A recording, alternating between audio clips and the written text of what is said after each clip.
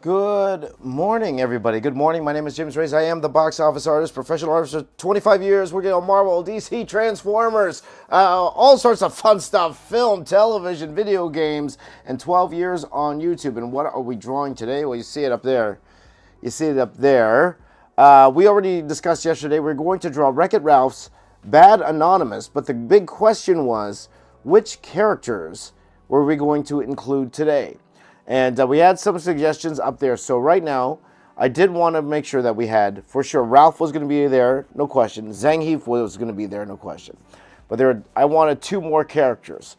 And right now, you guys voted, and it looks like we're also going to include M. Bison and Bowser, okay? Now, I will say, though, if there is time, I might add a few more characters. Why not? I might add a few more characters, but we will see. But thank you guys so much for putting in the vote. But one thing I will do is already give you guys the suggestion for tomorrow, because tomorrow, like yesterday, was a draw color. So tomorrow's going to be a draw color as well. As you guys know, I have a lot of pieces that need color. And I think after tomorrow, we are going to start putting in the poll pieces that we've done live as well. So like the Ben 10 that we did a few weeks ago, the Smurfs, all of that, we're going to start putting those for the draw, because the draw will be a time challenge on a comic cover. So what are the choices for tomorrow? And I will show you guys right now. These are the choices for tomorrow. Armored All Might from My Hero Academia, Kaido, Shredder back again, and I have a feeling Shredder's going to win this time around. And then we have Inside Out. So those four pieces I have drawn already. We are going to be doing a time challenge like we did yesterday, and we are going to go ahead and color the original piece. I'm going to post that right now. So throughout the stream, if you want to go ahead and vote for what we are going to do tomorrow, that is for tomorrow's stream. But first of all, I want to say hi to everybody that's here right now. Hello, Spidey. Hello, Richard. How you doing? Let's see, Commander Vic. Good to see you, my friend. Good morning. Good morning. My dude really wakes up 5 a.m. to stream. Absolutely, my friend. Sworn Artist, good to see you.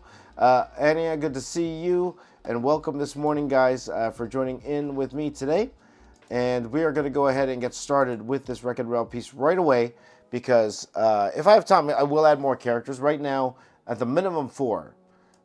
So we are going to go ahead and get started with a blank piece of paper here. So there's a few of us in the chat here right now. So while I'm drawing this, I was thinking about telling you guys a story. And, again, I have had a good 25-year career in art, video games, film, all of that stuff. So if you guys want to hear any of my stories, I got a ton of them. I got a ton of stories. And I thought today, while we get started here, as I lay this out, might as well give you guys a story and then tell you guys what's going on. So I'm going to ask you guys in the chat right now, as I pull up some reference here for Wreck-It Ralph. So we're going to start with Ralph. What's it called? I'm trying to figure out, as we try to figure out a good layout for this, I'm going to ask you guys, what would you like me to talk about? I'll give you a choice. And hello, Richard. Good to see you. Hello, Scribble Scratch. Good to see you. Spidey again. You want to hear about my college experience, or you want to hear my first job in comics, Dreamwave Productions? You want to hear about that? My first job in comics, Dreamwave.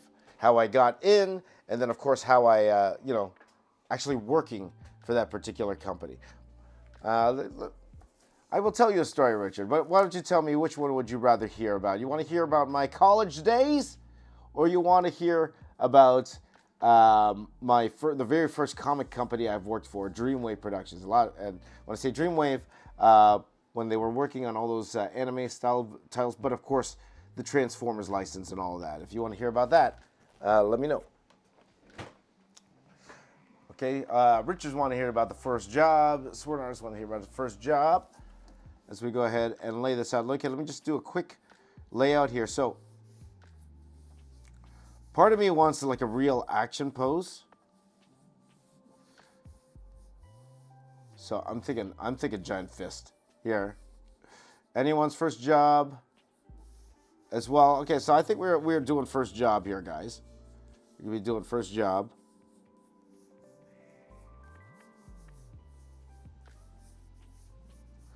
But first of all, but even before that, let me just go ahead and try to lay out Ralph here.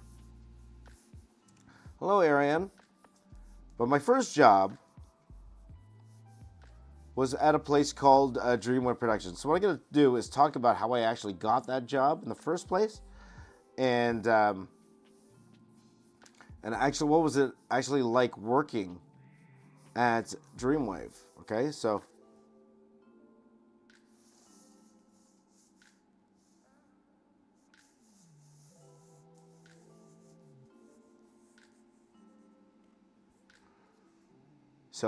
first of all, let me just lay out. Let's do the rough layout first before I get into that story, okay, guys?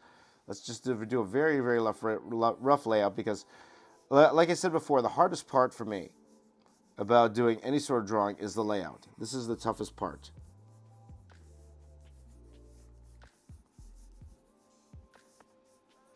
So I want, like, Ralph front and center. So we got Ralph here.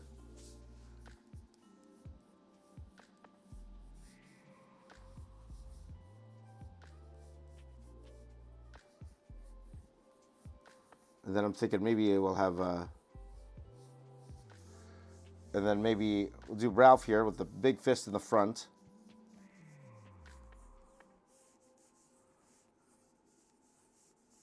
And Ralph's got big hands. You guys know he's got big hands, like Popeye style hands. We could do Bowser on this side. We could do Zangief. Part of me wants to separate Zangief from M. Bison.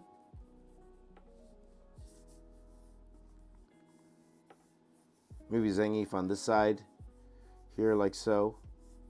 Just to get a rough layout going, guys. Because the thing about Zangief, you got to get the hairy chest in, you know? You got to hit that hairy chest. And, you know, just for fun, why don't we add the Pac-Man character? Because, you know, that's simple enough. What was the Pac-Man character again? Batman character, Bad Anon. Let's see here.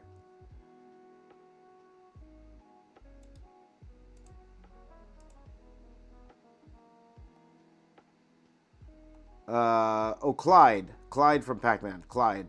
That's it. Clyde from Pac-Man.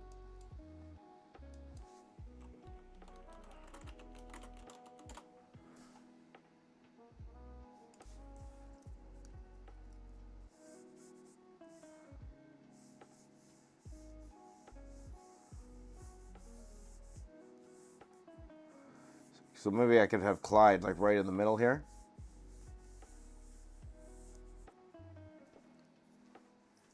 Or I could have Clyde like on the side as well.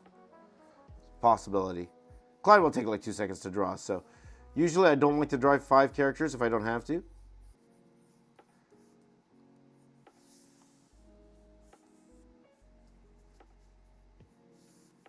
You know, but if I have time to add more, I will. Then that's what we'll do. Okay, guys.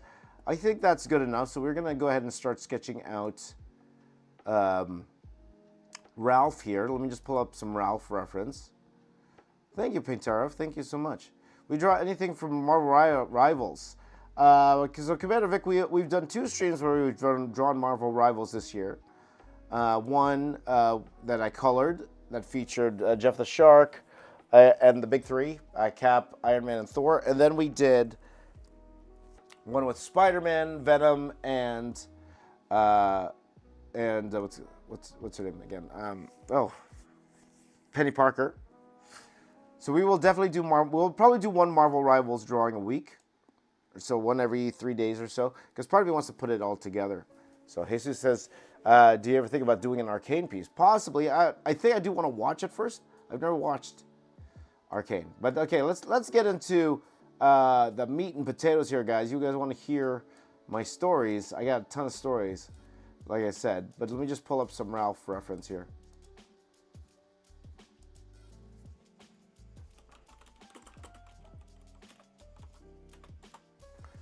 But I got some in the corner there already. I got some Ralph reference at the corner.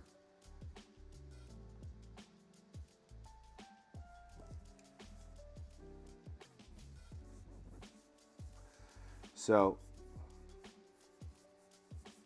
as I go ahead and rough in this fist. Okay, so guys, my very first job in comics, and let me take a sip here. And by the way, thank you guys for joining in on the stream wherever you are in the world.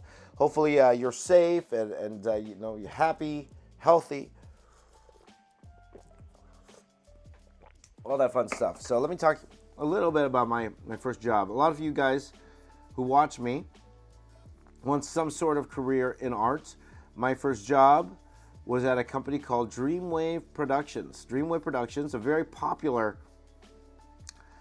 comic book company back in the early 2000s. I graduated from college in the year 2000. The year 2000! How many of you got that reference, by the way? How many of you got that reference? In the year 2000! But anyway, with that in mind,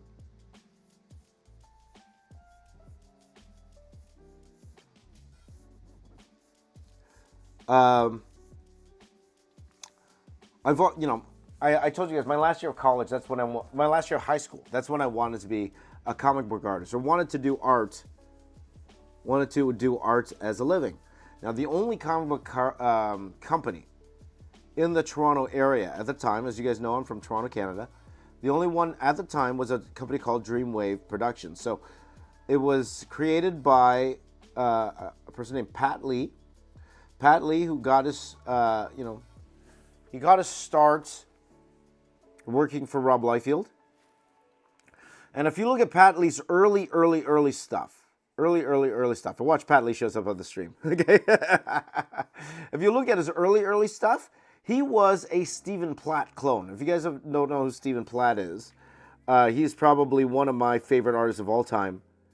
Stephen Platt. Look it up. Stephen Platt, Moon Knight. One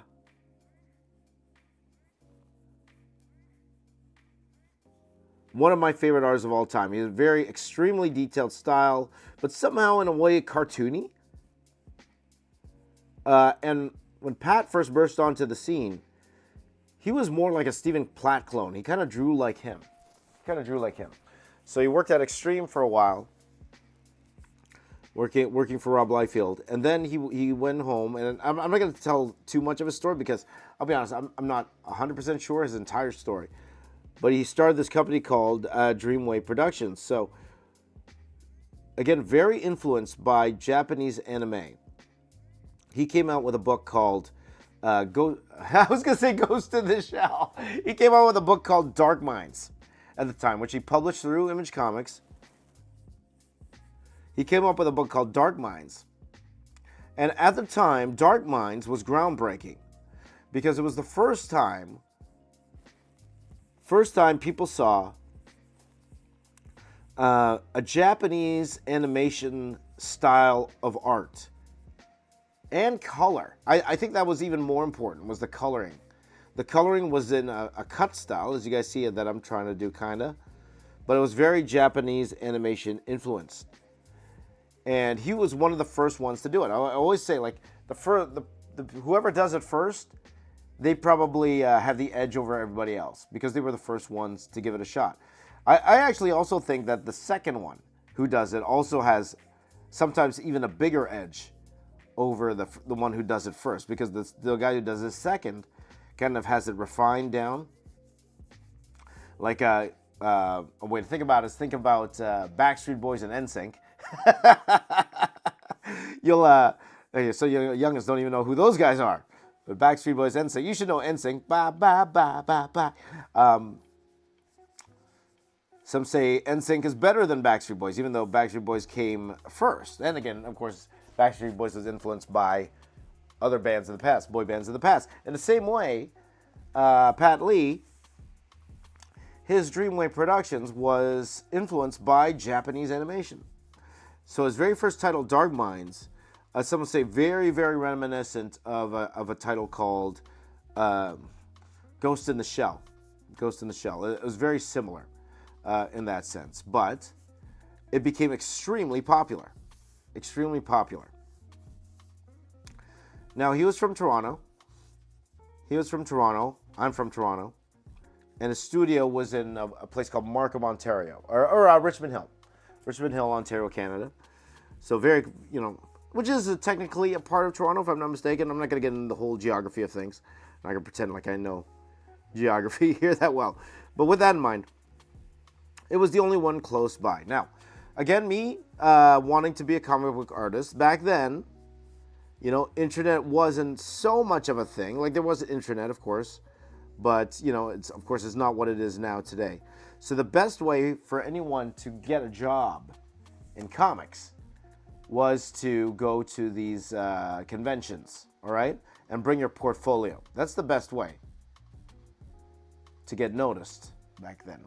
Hold on, let me pull up the chat here. That was definitely the best way to get noticed. So, here in Canada, we have something called Fan Expo Canada. Back then, it was called the Toronto Comic Con. I don't think it was called Fan Expo yet, if I'm not mistaken. But I could be completely wrong. But again, we are talking about 1999. I think that was the year, 1999. And I made a little portfolio. And maybe I'll show you guys that portfolio one day. But I made a little portfolio, and in that portfolio, my style back then wasn't Japanese animation at all, not at all. Like you guys know, it was very similar to how I draw now, very Jim Lee-esque drawing. The style of American style comic drawing, so definitely not in the Japanese animation realm. So. And by the way, guys, I should put a timer on this. I should put a timer on this. So I'm going to put an hour timer on Ralph here, okay? So our timer starts now, okay? But, so I did this, these samples. It was of Cyberforce, I believe. So there's a company called Top Cow. And they did a books called Cyberforce, and I did the story about a character named Ripclaw, because Ripclaw was a member of Cyberforce. So Ripclaw and a character called Velocity. So that was what my sample was. Okay, that was my sample, and I believe what I did was I think I took a story out of it and I made a sample out of it. I took a story that was already published. And I did my own version of it. That's what I did. So I took that to the Toronto Comic Con, and I started, going to different companies that were there, including Top Cow. So I met Matt Hawkins at Top Cow. He's still at Top Cow after all these years. Still at Top Cow. And he took a look at my stuff, and then he really liked it. He really, really liked it, right? So. He gave me a card, and he said, "Okay, we'll give you, we'll contact you. We have your contact information, and we'll contact you, and we'll give you a number of the studio." So I got really excited. So I thought I was going to be working for Top Cow at the time. I did eventually work for Top Cow very badly. I will tell you guys that story another time. But So my friend encouraged me to go to the Dreamwave booth. Dreamwave had a booth there, and he encouraged me to go there. So I'm like, okay, it wouldn't hurt. Though, again, I'm not expecting anything because I don't draw the way they do at Dreamwave. I don't draw at all. So I went over there, and I met a fellow over there named Sigmund Torre. And Sigmund, to this day, like, he was probably one of my best friends when I was working at when I was working at Dreamwave. But he was there, so I showed him my portfolio, and he was taking a look at it. He's like, "Oh, yeah, this is awesome. This is great stuff. Okay, here's a number to the studio." So he gave me a card. So I actually had a number for the studio. So after that con was done, I waited for a little bit for a call from Top Cow. It never came. They never called me back, Top Cow. However, I did have this card from Sigmund. So I was like, okay, maybe I'll try to get into this Dreamwave here. because at school at the time, and I'll do another stream where I talk about school, but my school at the time, I was going to Sheridan College. I was taking technical illustration, and I needed a work placement. That was part of to graduate. I needed a work placement. I needed a 3-week work placement to graduate from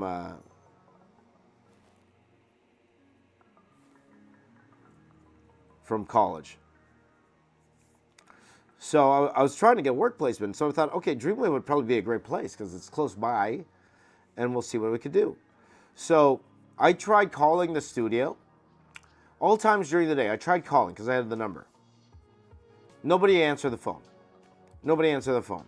I tried the morning, nobody. Lunchtime, nobody. Mid-afternoon, nobody. Afternoon, nobody. Nobody picked up the phone. I'm like, man, nobody picks up the phone at this place. They don't have a secretary or anything like that. So one day I picked up a magazine. It was called Wizard Magazine. You guys know that magazine? Wizard Magazine. By the way, I met one of my heroes, Bart Sears. He used to do tutorials of Wizard. I love Wizard. Wizard Magazine was the internet before the internet. That's how it was back then, right? That's how it was. And I picked up the Wizard Magazine, and they had an article in there about Mr. Pat Lee, who owned the studio. And in the interview, he was saying that, oh man, I have 3 pages to draw today. You know, he had like something for Marvel, and of course the page for his own book. And it's like, good thing I just woke up. And in the article, it said it was like midnight. And then a light bulb went off in my head. I'm like, ha ha, these guys are night owls. Night owls. So why don't I try to call later? So the next day, I woke up at 3 in the morning, similar to the time I woke up today. I woke up 3 in the morning and I called. Somebody picked up the phone. 3 in the morning, somebody picked up the phone. It was Pat Lee's brother. His name's Roger Lee. Love Roger. I think Roger always treated me well when I was at Dreamwave. Always treated me well. So Roger picked up the phone, and I told him, "Hey, hi, how you doing?" And he's like, "How? Hello?" He's like, "Hi, how you doing? I hope you don't mind. I got Sigmund gave me a card, and I would love to come in and show you my stuff." And Roger was a nice guy. It's like, okay, why don't you come in tonight, around 9 p.m. at night, and we could take a look. And Corey caught me live. Good morning, Corey. So like, fantastic. So that night, I got all my stuff together, and I went there that night. Now, even before I did that, I needed to spice up my portfolio a little bit because I knew I wanted to go see Dreamwave. So a couple things I did. Number one, first thing I did a Dark Minds piece myself, but it was like kind of an American, let's say American proportions. So it wasn't drawn like an anime. It was drawn like an American style. And then I colored it. I digitally colored it, okay? And then I added my other stuff. But one thing I did do was, I noticed one thing about Dreamwave was that they hired background artists, okay? And you'll notice that they're not the only ones. Back then, if you look at some of the more famous artists, if you look at the credits, there's something called art assists. Okay, there's a section there that says art assist, and what those art assists are is they're background artists. Pretty much, so the main artist would draw the characters, and the characters are what sell the book, right? It's not really the building in the background. But they would have background artists. So Jim Lee had that all the time. Jim Lee had guys like Richard Bennett, of course, Travis Charest. Like, he had all these different artists, like Mark Silvestri. He had guys like Michael Turner. And that's how a lot of these artists start out, as background artists. So what I did was, thinking that could be a position for me to have at the company, I looked at some of their covers. So they had a title called Warlands as well. So Warlands was very what were they trying to? I say, what were they trying to copy? I think it was Lodos War. I think it was. Let me look it up. Lodos War. Yeah. I think it was Lodos War. It's very similar to a manga called Record of Lodos War, if I'm not mistaken. But it was called Warlands. That was the book, Warlands. So very fantasy type thing. And so they had a cover where it was just the one character on it, right? So what I did was I took that cover, I photocopied it so it was 11 by 17. I traced the character, but then it drew a very detailed background around it.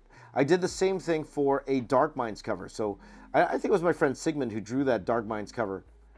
It was one of the characters, and I blew it up, and then I drew a highly detailed technical background around it. So I had that in my portfolio as well. So that night I went to Dreamwave. Okay, at the time where I was living, it's about a 45-minute drive from where I was living at the time. And by the way, guys, I'm going to zoom in on Ralph here now. I think we're ready for inks for Ralph. Whoops. So I'm going to go ahead and zoom in on Ralph. Oh my gosh. I got to get rid of these.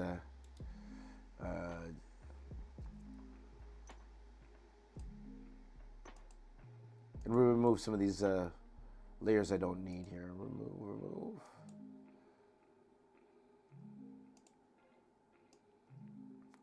Let's zoom in on Ralph. We're going to focus on his face. So that night I went to Dreamwave, and when I got there, they were in this this office building, a very small office building, and then I called them, and then Pat Lee and his brother came down. They were gonna have a smoke. I think everybody in that studio smoked. I don't smoke personally, but I probably got a lot of secondhand smoke. I'll tell you that much over the years. But don't smoke, kids. I'm telling you right now, don't smoke. Don't smoke. It's a very hard habit to break later on, I'll tell you that much. But he came down, and then we did a little bit of small talk. When they came down, and then we went back upstairs, and then they toured me the office a little bit. They toured me the office, and I met an artist by the name of Omar Dogan. Omar, I think that's how you say Dogan. Omar Dogan. Just fix my camera here. There you go. So Omar was working on Dark Minds at the time. So I was just kind of hanging out in the bullpen. There was an artist there named Alvin Lee. You guys know Alvin Lee? Alvin Lee right now is one of the big artists for League of Legends. I'm not sure if he still works there or not. But he was working for, he's like a key artist for League of Legends.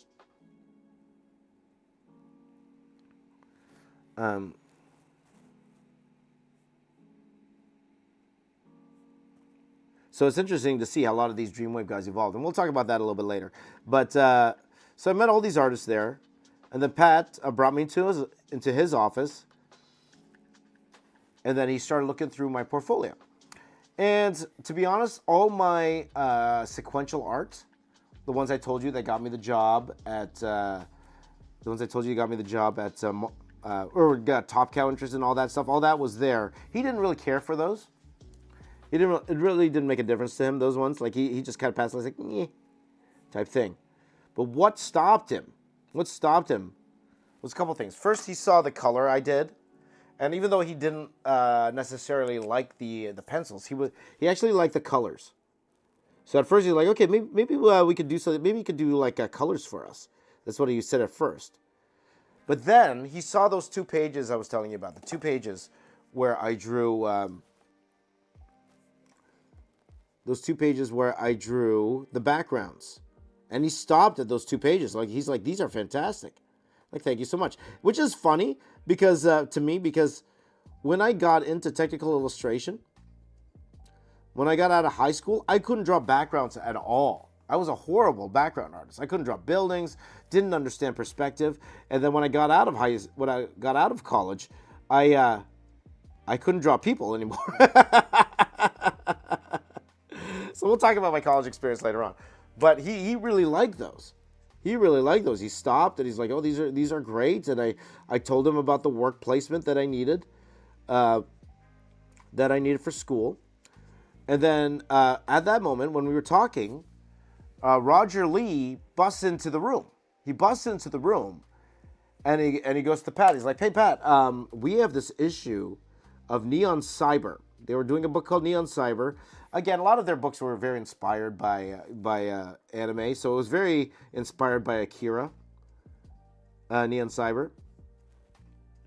But he's like, we have this issue of Neon Cyber that we need to get out, but the background artist is busy. What do we do?" And then he looks at me, and again, guys, this is like 10 p.m. at night, and he looks at me and he goes, "Are you busy tonight?" And I'm like, "Nope." So I called my parents. I said, "Mom and Dad, I can be a little late tonight because I have a job. I have a job to do." And that was the very first book I worked on. It was Neon Cyber number 5. I did 3/4 of a page. 3/4 of a page. Because I was super slow, guys. And a lot of you guys who want to get into comics, you got to realize that in comics, you have deadlines. And I know some people, when they make their samples, their portfolio samples, they take a lot of time to do. Sometimes I know people that spend a year on their portfolio samples. When in reality, in comics, you don't have that luxury. You don't have that much time. So I was extremely slow. Now, I did tell them, look, I can help out a little bit, but I was leaving from Montreal the next day. I think my family was going on vacation. So I did what I could in the time I was there. Omar tried to help me out with a few things while I was there. He was trying to show me how to draw ellipses without needing like a pen tablet or needing like a ruler or anything like that. He showed me his method. So it was an interesting meeting Omar. Omar was an interesting guy. Omar's actually, he actually has a really big Instagram following these days, if I'm not mistaken. But anyway, I digress. So they were really happy with that, and they were telling me that Pat was going to do this crossover with Top Cow. With Top Cow. We were talking about that. Top Cow. And he told me that he would like me to be the background artist for that book. And that's what I was going to be doing. That's what I was going to be doing for my work placement. Now I said, I'll do it for free because, it's a work placement. We're supposed to work for free. And he's like, no, I don't play that way, man. I'll pay you for those pages. So we worked out a deal. I believe at the time, I think I was paid like $80 per page, something like that, for the backgrounds. Now, again, which is fine because, I think standard back then, just say you were to get a job at Marvel or DC, you start off with only like anywhere between $150 to $200 a page. So it made sense to me. So that's what I was going to make doing backgrounds for Pat Lee at the time. Again, guys, it's a long time ago. This is like, 25 years ago now at this point. 25 years ago. But, so, we had our 2-week work placement, and it was super excited. Super excited. So if you look at that, it was called Dark Minds Witchblade. So we did a crossover with a character called Witchblade. And if you look at that book, the first 4 or 5 pages is all me. Because they were all backgrounds. That's all they were. So I did the most detailed backgrounds I ever could. I tried to put in every line, everything, and Pat absolutely loved it. The unfortunate thing, I was slow as heck. I was so slow. I think it took me 2 weeks just to do those 4 pages. And I apologized to Pat like, man, I'm so sorry, I'm so slow. And he's like, no, but the pages look amazing, right? So that's how I got started. So I became Pat Lee's primary background artist. That's how I got my start in comics. So I worked on, at the time he was working on Warlands at the time. So I was the background artist on Warlands. So I drew a lot of trees, a lot of wood. There's definitely a lot of wood. All the time, trying to figure out how to work with a deadline, production deadline. Like looking back at it, guys, I'm man enough to admit I was horrible at it. I was horrible at keeping deadlines back then. I was so slow. mainly in part because, I add so much detail to my work, and I was determined to add as much detail as humanly possible to all my work, right? So we worked on Dark Warlands. But by the way, for that Dark Minds Witchblade, there came a time, Pat was very busy. He was trying to work on 5 books at once. Pat would do that. He would work on a lot of books at once, and we were falling a little bit behind. So what he got me to do was I was actually laying out Dark Minds Witchblade. So you see the later pages, I actually laid out the book, roughed in where the figures would go, and Pat would come in and he would draw the figures, right? That's how we would do it.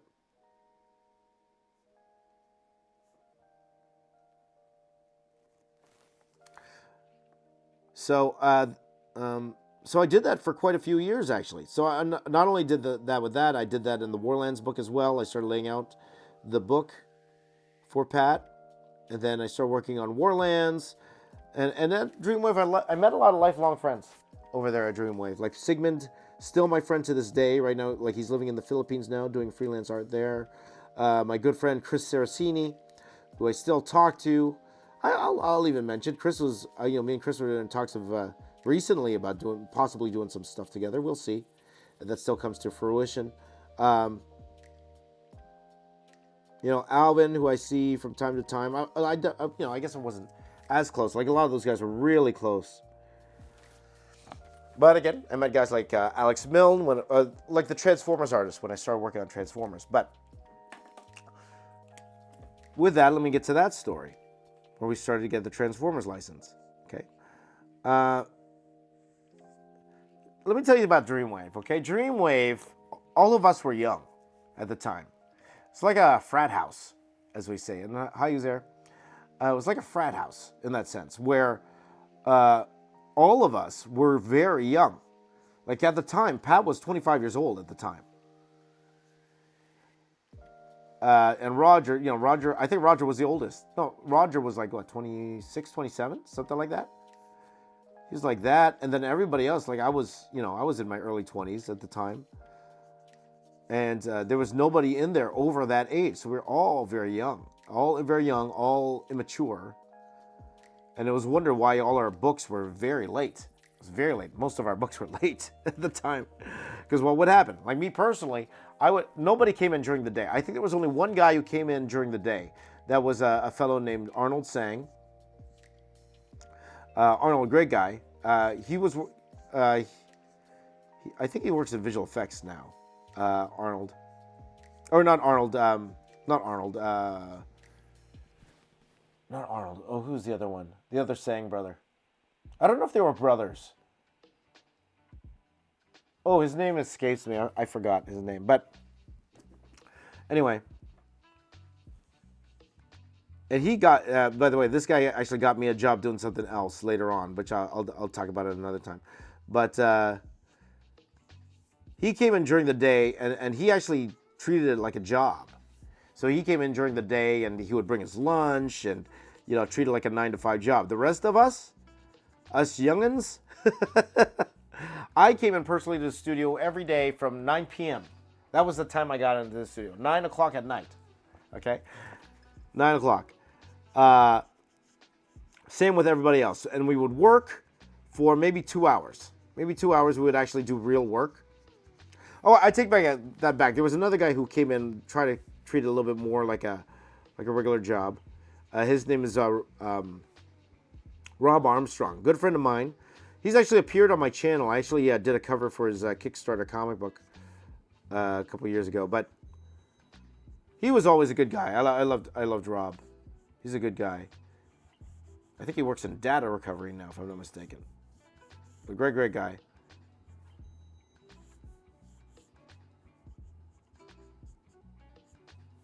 But so we would all come in that late at night. So we would work for a couple hours, and then they would go ahead and play Counter-Strike till 3, 4 in the morning. And then as tired as I was, like 3 o'clock in the morning, or sorry, 5 o'clock in the morning, 6 o'clock in the morning, that's when I would try to drive home, completely sleep deprived. So, what's it called? Swerving on the road. Swerving on the road. I'm not drunk. I don't drink at all. I never drank there. But swerving on the road, because I was so tired.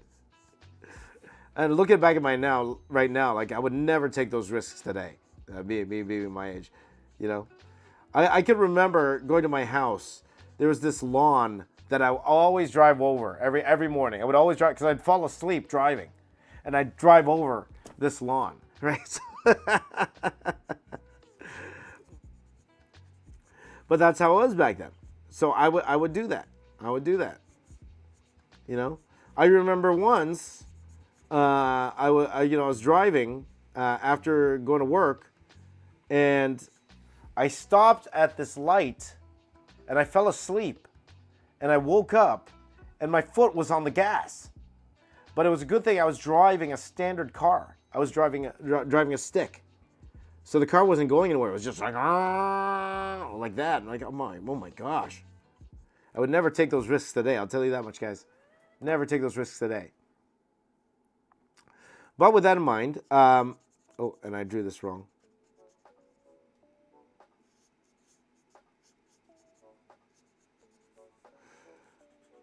That's how we worked. And it was fun. I'll tell you guys, it was fun. Like I said, it was kind of like a frat house, kind of, right? It was just young guys getting together every night, trying to do some work, but also having some fun while doing it, So I was doing that. I was main background artist for a bit. And then Pat met a guy named Adam Fortier. I believe Adam Fortier, that's his name. He worked before he was I think he was at Boom for a while. But Adam was quite the character. He was quite the character. He was very nice to me. But what would happen was, I believe he went to like a comic shop, and he went to the comic shop, and he was like, "Oh, let me show me who's popular. Show me who's popular." And they showed him Dreamwave stuff, and he thought it was really cool. And I don't know a lot of what the inner workings of the business side of Dreamwave, right? So, I do know when I got paid, and when I didn't get paid. That's the whole thing. We can even talk about that a little bit today. But Adam came in, and that kind of changed the game for Dreamwave, because what happened at the time was Wizard Magazine came out with an article. Again, all the way back to Wizard. Wizard was the internet back then, okay? Going back to Wizard Magazine. Wizard had this thing. It was like an article about retro characters, right? 80s characters. And they said, okay, if these guys put out a book today, if there was a book about these characters, this is the artist we would want on that book, and the writer. Okay, that's what they did. Okay, and then they asked Pat. To do an image for Transformers. They thought he would do a really good Transformers, so that's what Pat did. He did that, and it blew up. It blew up the way it could back in the early 2000s. It blew up. People loved what Pat Lee did. Now, I remember, too, it was like, I think it was J. Scott Campbell did G.I. Joe. Joe Mad did Ninja Turtles. I forgot who they had, I'm trying to think, was J. Scott Campbell, was he G.I. Joe, or was he Thundercats? I forgot. Might have been Thundercats. But anyhow, regardless. So we always thought that would have been a pipe dream. Like, oh, it wouldn't be cool to get the Transformers license. Enter Adam, and the next thing I knew, we were pitching to get the license. So I wanted to help as much as I could. So me and my friend Chris, we came up with this short story about a product they had called Transformers Robots in Disguise, or RID. So I drew this 3-page sample of Transformers Robots in Disguise, or RID. And they included that in the package that we sent to Hasbro to attempt to get the license. And apparently, I put this up on my GeoCities site. You guys remember GeoCities? My GeoCities website. At the time, apparently, it blew up. It got a lot of traffic.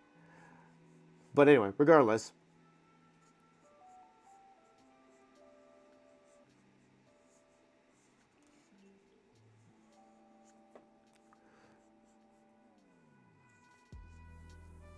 Regardless, we ended up getting the Transformers license. Hooray! Like talk about, you know, our business blowing up. At the time, you know, like it was already hot with all the you know, all the Dreamwave titles. But now we were getting Transformers.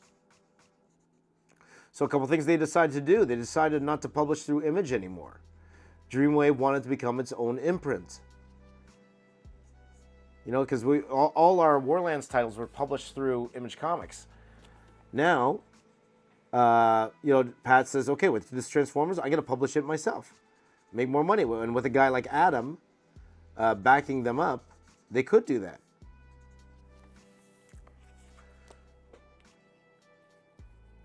So, with that,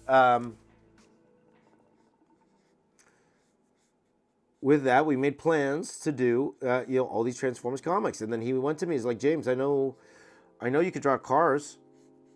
Why don't you take the second title? Because I did get a chance to do, and I'll mention this before. I did get a chance to do my own fully pencil comic at Dreamwave, okay? And it was for an issue of Warlands. So me and my friend Chris, I told you guys about my friend Chris, we were very, very good buddies. Like, he was the best friends with Sigmund, and I got in with those guys, and, you know, very, very good friends to this day. Very, very good friends. We came up with this story about one of the Warland characters, okay? With the purpose of me drawing it. And this is a funny story, actually, okay? We'll divert from the Transformers stuff in a second. But, so we came in and we pitched the idea. We pitched the idea to Pat and Roger. I remember the boardroom. And then, I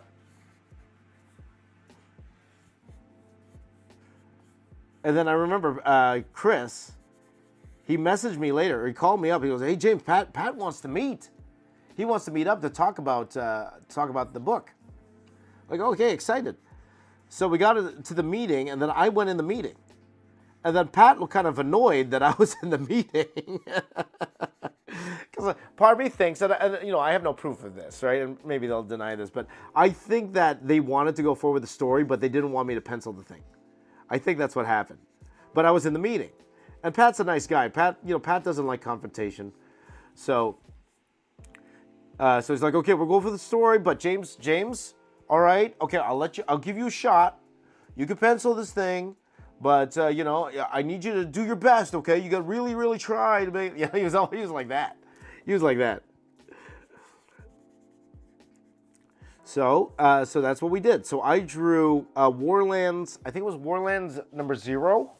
And then Warlands Age of Ice number 1/2, I think, or it was reversed. Or it was reversed, either or.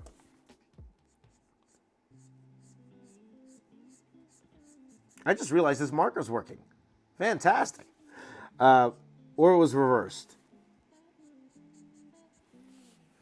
But either way, that was the very first professional penciling gig I had, where I penciled the thing, the whole thing, and got paid for it. Okay, so that was the very first one I did. So that experience also led me to the Transformers gig. So Pat goes, hey, James, I know you can draw cars and stuff. You want to tackle Transformers? And I'm like, yeah, I do. So I remember that. So they showed me the designs, and it was a huge secret. It was a huge secret. We weren't allowed to tell anybody what we were working on. So me and this guy, Pierre, who was going to be the colorist on the series, they locked us in a room. So we had a special room where only Pierre and I could work. And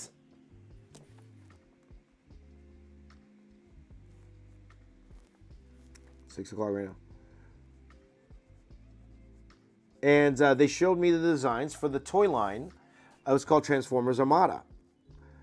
And they were showing me all the toys. All the toys looked really cool. And they were saying, okay, all the stories are going to be based around these toys. Okay, so it was like a a kid's adaptation to Transformers. So they put me and Pierre in a room, and we had to hide. We had to hide for quite the while in that room. So we were only allowed to work in that room. I remember sitting there, and we would work long hours, and Pierre was there with his razor, and he's shaving his face and stuff like that, right? So that's what we were doing.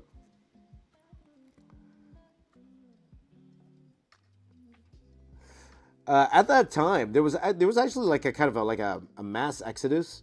I wouldn't say an exodus, but a lot of Dreamwave employees were leaving. And they were doing some work for Marvel and stuff, which was cool, and I was really happy for them. But we were losing a lot of artists, and in a way, we were trying to compete with those artists too at the same time with their Marvel books, and they did a phenomenal job on the Marvel books. But I'll never say anything bad about those guys. I love those guys. Like guys like Arnold sang with those that other Arnold I was telling you about, Alvin. They all went to work on these Marvel books, and they did a fantastic job. Couldn't be happier for them. Like Alvin worked on Taskmaster, and a lot of the design that he had. That's the Taskmaster you see in the movies these days. But anyway, that's beside the point. So me and Pierre, we were there working, and I was extremely slow, but I remember doing the cover. I was working on the cover for Transformers Armada, and it took me, I think it took me a week to do 3 pages, the 3-page cover. So it took me a full week to do that Transformers cover, Transformers Armada #1 cover. I'll probably put that on my site eventually. Again, I'm not, sentimental about these things, but I don't mind if somebody else owns it, right?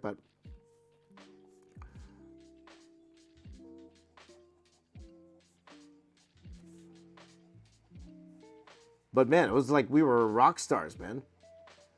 At the time, people loved Dreamwave at the time. So Pat's book came out, was a smash, and then my book came out, instant smash. My book was the number one selling title of May 2003, my friends, before a lot of you guys were born. We got the chance to go to Hasbro. Lay likes to talk about the CEO of Hasbro. Never met him. To be honest, I have no idea who he is. Though I did meet a guy named Aaron Archer. He designed pretty much all of the Transformers Armada line. Very nice guy. I met a bunch of guys at Hasbro. So there were opportunities where we did fly to New York. Or we did go to New York, Chicago, And then we went to San Diego Comic-Con, which was a lot of fun. And that's when that's when I started learning how to, I won't say deal with fans or interact with fans. I made a huge mistake at San Diego Comic-Con. Let me tell you about that. Part of this is telling you guys the mistakes I made back when I was younger. One big mistake I made at San Diego Comic-Con was, I wanted to be nice. So I said, okay, at the end of the con, because I was only there for Thursday and Friday, because I believe my sister was having a debut.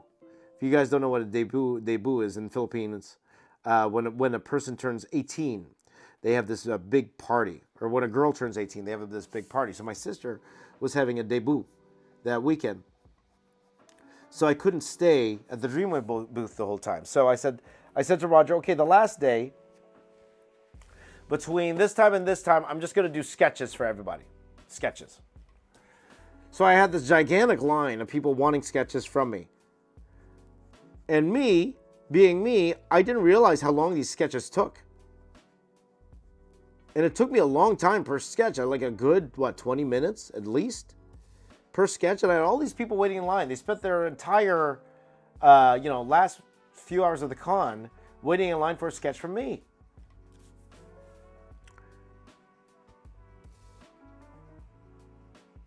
And then I didn't even think anything of it. But these people, spent their time, when they could be doing something else, when they could be walking around. They were in line waiting for me.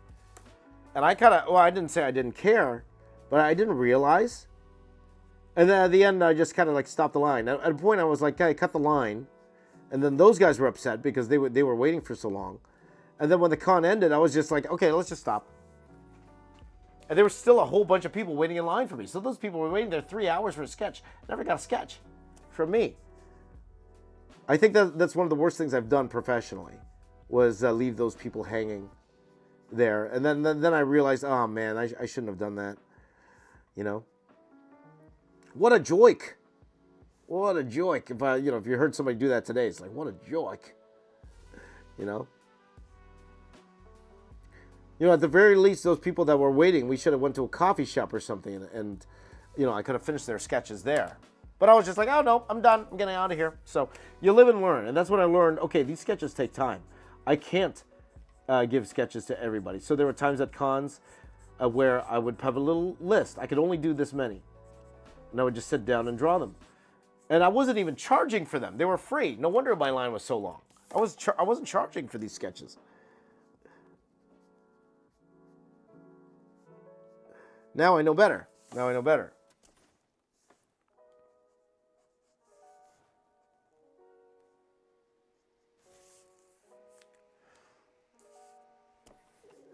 So then I started working on Transformers for a bit. 5 issues of Transformers. I was late, guys. I was very late. We moved to a new studio. I remember that too. We moved to a brand new studio, much bigger, and probably needed. To be honest, it probably wasn't needed, but they wanted to look professional, so we moved into this very high class building. There was a gym in the building. There was like a coffee shop on the downstairs. It was really nice. It was really nice, and I had my own office. They gave me my own office there. So I would come to work and I would sleep in the office, right? Because I had a huge, to be honest, looking at my room right now, the office was bigger than my room. It was gigantic. And I would put a sleeping bag in the office, and then I would just stay there and work the whole time.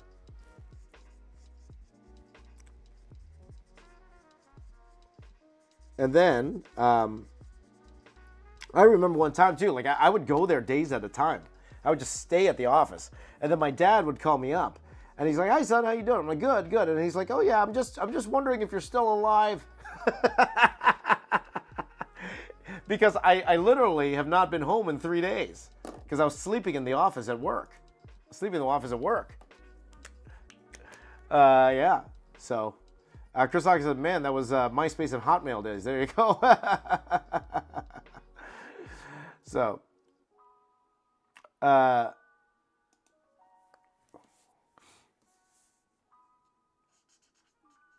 so it was quite the experience. Let's just say that. It was definitely quite the experience working there. A lot of fun. Again, all of us were very young. All of us, we were, just having a good time. We were kids. Well, I say kids, adults with their, adults that were young adults. I would call them kids at my age now, right? But with that in mind, because I'm trying to think of any other stories I could tell. Because at that time, that's when I met, the big Transformers artists started coming. Like Guido came, he took over for me for Transformers Armada, because I was extremely late, guys. Again, yes, I was extremely late with my book. To the point where they wanted to catch up. So they said, okay, to catch up, Pat was going to draw a couple issues, and then after that, Guido was going to take over the book, and then they were going to give something else to me. So at the time, one thing I didn't talk to you about was the mural that I did. So let me tell you a little bit about the mural I did. You guys know that Transformers mural I did? That was, the 600 character Transformers mural I did. So what I wanted to do, right? What I wanted to do as a publicity stunt was to break Alex Ross and George Perez's record at the time. I believe that record's finally broken. It was just broken like last year or something like that. Of amount of characters on a cover. On a cover. And the record at the time was 562, if I remember correctly. And I was like, in my head, I was like, there's way more Transformers than that. There's way more. So why don't I try to go ahead and break the record? So I was telling Pat about this. I was like, Pat, I want to break this record. So they came up with the idea, okay, what if we do this? Okay, what if we do this? Let's make this giant mural piece, okay? You do two, because I told them what I'm going to do. It's like 12 boards, right? See, there's 6 issues of the Transformer series that Pat was working on. How about we do this? With each issue, each of the 6 issues, we'll make 2 gatefold posters inside. 2 gatefold posters inside. So you would have to buy 2 issues of the same issue to get both posters, right? So think of it like an alternate cover. They also had like an alternate poster inside, right? And so they would do that for 6 issues. So those 12 posters, and then at the end they would connect to make this one giant mural. And that's where the concept of the Transformers lithograph came in. That's where that came from. But, you know, I was keen on it becoming a cover because I wanted to, you know, and in a way, it was a way to kind of get noticed. You know, how do you stand out from the Jim Lees of the world or even the Pat Lees of the world? How do you stand out back then?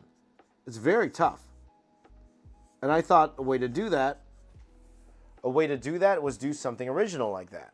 So that's what we did. Every month I would draw 2 of the pieces on top of my Armada work. And I think that's one of the reasons it slowed me down. Not the reason, because I know I could have done a lot better. Like knowing myself now, I know I could handle those deadlines better today than I did back then. So they turned it, they did that. It turned into this really, really awesome lithograph, which I still have. I still have the original art. You know, looking to sell it. Anybody interested? It's going to cost you quite a bit of money. But I think I might have the right buyer now. I think I might have the right buyer for it.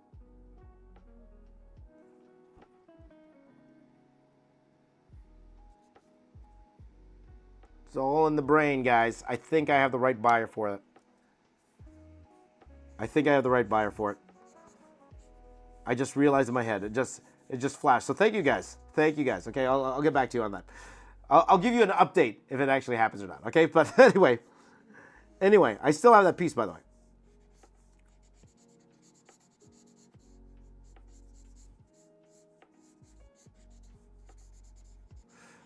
Oh my gosh. I think I have the right buyer for the lithograph, guys. And I just say that not because I know he has the money for it. It's more like I know somebody who would really appreciate it, you know, the craft. Huh. Think about it. Anyway, they never turned it into a cover. Because that's the thing. I know it would have got so much press. It would have got a lot of press if I went and broke that cover at the time. But they never turned it into a cover. So they never, ever turned it into a cover. So sad about that. And I am impressed how well this marker's working. I didn't know I had a marker that still had ink in it. Oh, I got 13 minutes left for this, Ralph. But, okay.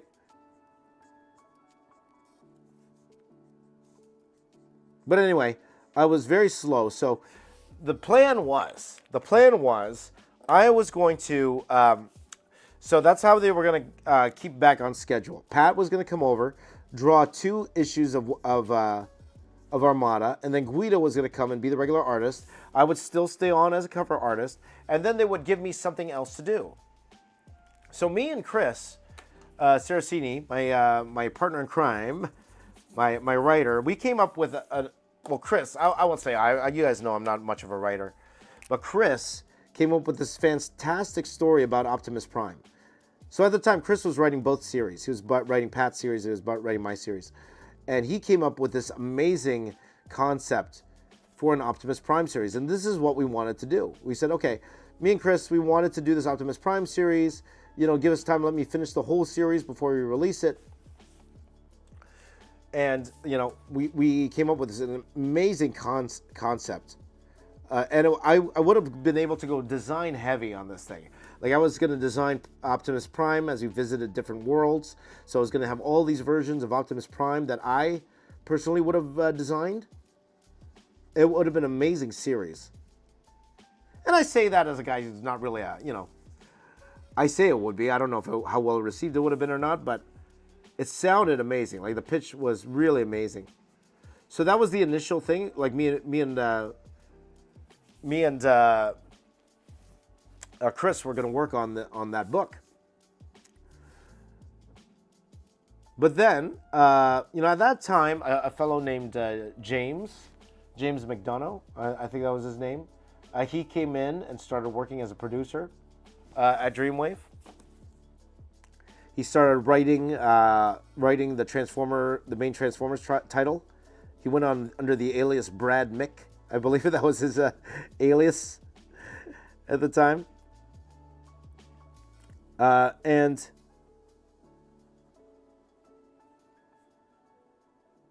they talked to me and they said, okay, this is what we want to do, okay? We want to do a regular Transformers Generation 1 ongoing series, okay? Oh, actually, no, I take that back. Me and Chris wanted to do the Optimus Prime series. But then they were like, oh, okay, no, James, we want you to do the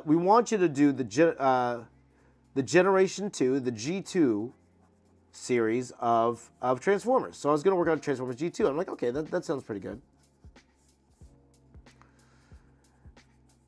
Even though me and Chris wanted to do Optimus Prime, they gave us that option to do the G2 series. I'm like, okay, you know, maybe we could do this first. People will love it. And then we were prepping for that, and then they came back again. And then they were like, okay, James, we decided you won't be the first artist on G2. We're going to let Don Figueroa, who's an amazing artist. Don is like the quintessential Transformers artist and fan. Like, he would draw Transformers even if, you know, like, I think all of us would draw Transformers if we're not paid for it, but especially him. Like, he did so much, and he was so fast, I remember. They say we look alike, too. They say me and Don Figueroa, we look alike, but we've never met in person. Like, we've talked, but we've never met in person. So it would be interesting to see if we would be, you know, how much alike we were at the time. But anyway, I digress. They said that he was going to do the first arc. I would be doing the second arc. And I was like, hold on, wait a minute. That's all well and good, but that means I'm not going to have a job for a good few months. Like, I need to work. I need to eat. You know, I had a family. Actually, no, I take that back. I didn't have a family yet. I'm getting my timelines mixed up. I didn't have a family yet. I wasn't married yet. So at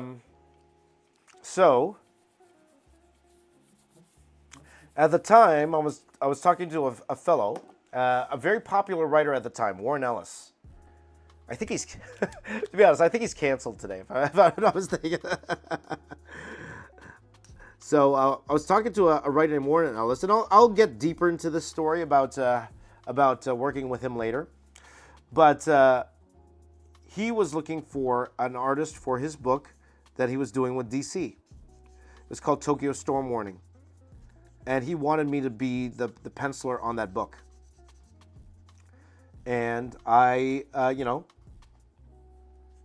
Dreamwave wasn't giving me anything, and that's when I decided to jump ship and work for the first time outside of Dreamwave. So I jumped to work with Warren Ellis on Tokyo Storm Warning for DC. And that started my career outside of Dreamwave. So we won't get into that. That's a story for another day. Now, I did go back to Dreamwave later on. And maybe I'll talk about that another time as well. But I did go back to working for Dreamwave later on. But all in all, I will say, guys, it was a definite learning experience for me. Working professionally, like it's my first ever like real paid gig, you know what I mean? Like even in general, like in terms of work, like I worked as I worked filling up candy machines when I was a teenager. But other than that, I didn't really have a job before. I never really had a job before. That was something I was really dreading too when I was younger. Like actually having to go out and get a job, you know? It's something I was dreading. And Dreamwave was my first foray into actually in the workforce and actually working and doing taxes and all of that stuff, you know? So despite all the times, like there were times that I had to fight to get paid. I won't say fight, but it took a while to get paid. I will say that I'm probably one of the very few Dreamwave artists that got out with all my money. There are a lot who are owed tens of thousands of dollars, and I feel for them. I feel really bad for those guys. Like Don, especially Don Figueroa. Like he did so much work for them. A lot of it was unpaid. And businessman myself, guys. Again, not saying that it was right what they did. Definitely not. I understand the rigors of business and how hard it is to make payroll. And it's definitely tough, guys. It is definitely tough. Again, not to make excuses for them. You hire somebody, you have to pay them. Even if it means that you sacrifice your own pay to pay them, that's what you do. Because you're a business owner. That's what you have to do. And, I don't know their inner workings. I don't know exactly what they spend it on because, I don't look at receipts. I don't know. I hear rumors like everybody else, but that's about it. I don't know for sure. There was a huge lawsuit that a lot of my contemporaries were a part of. I didn't need to be a part of that lawsuit because I was able to get out with my money. But and to be honest, I don't know what happened with that lawsuit. I don't know what happened. But guys, it's tough running a business. Like it's a dream to run a business. And even back then, running a business wasn't what it was today. Today it's very trendy. Today's very trendy to run a business. But to imagine back then, if I were to put myself in Pat's shoes, would I have made a lot of the decisions he made? Probably not, no, for sure.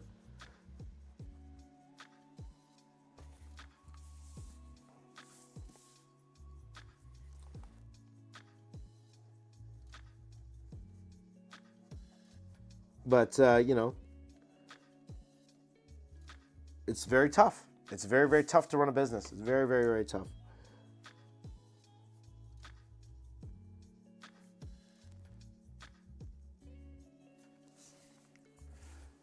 So I will say, in terms of where my Dreamwave friends are now, a lot of them left the business completely.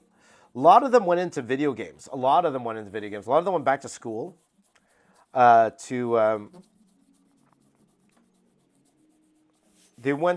of them went to a college called Seneca College. I don't think it's called Seneca anymore. Is it Seneca? No, it's the Toronto Metropolitan School, whatever it's called now.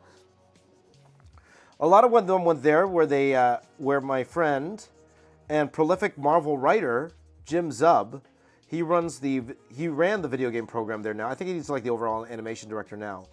And it's interesting. Like he's one of the highest profile Marvel artists Marvel writers there is today, and he still works. That's his full-time gig. It's not his full-time gig. He doesn't write as his full-time gig. His full-time gig is running that program at that school. But I think that's hilarious. Even though he doesn't have to, for sure. Like he doesn't have to. He could just do writing full-time, and he'd be fine. Go to Wreck-It! I got 2 minutes left, guys, on this Wreck-It Ralph here. So that's when I left Dreamwave. Now, again, there's more stories like that. And if you guys have any questions about that time in Dreamwave, if any of you guys remember that, again, a lot of you don't. A lot of you guys are younger, so you wouldn't even know what Dreamwave is. And it's funny, I tell people I worked at Dreamwave, they automatically think I work at DreamWorks. You worked at DreamWorks? No, Dreamwave. So, but again, I will be grateful in the sense that that was my very first job. I learned so much about working for a deadline, working professionally, being professional, and a lot of that was by mistakes I made while working there. And it's an experience I'll be grateful for in that sense, you know. And made lifelong friends there as well. Made lifelong friends. Go to record. So, okay, so that is my Dreamwave story. I talked for a good hour and a half about it. So if you guys have any questions about that, or questions about getting in comics in general, please do let me know. But I guess some life lessons learned from that. Number one, I learned how to keep a deadline. Learned how to keep a deadline. Number two, I learned about keeping a good relationship with fans. That's another thing I learned. Number three, I learned about having employees and working with business. You know, I learned, and probably one of the most important, I learned about being accountable. Being accountable.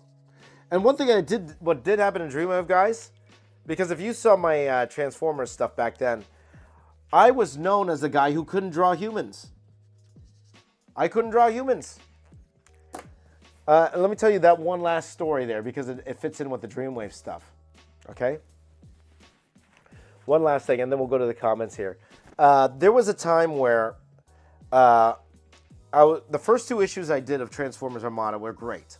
Very well received. People loved it. They loved the art. They thought it was very detailed. Fantastic. Until issue 3. Because issue 3 introduced... Oh, and there you go. Issue 3 introduced the kids. The children from the animated show into the comic.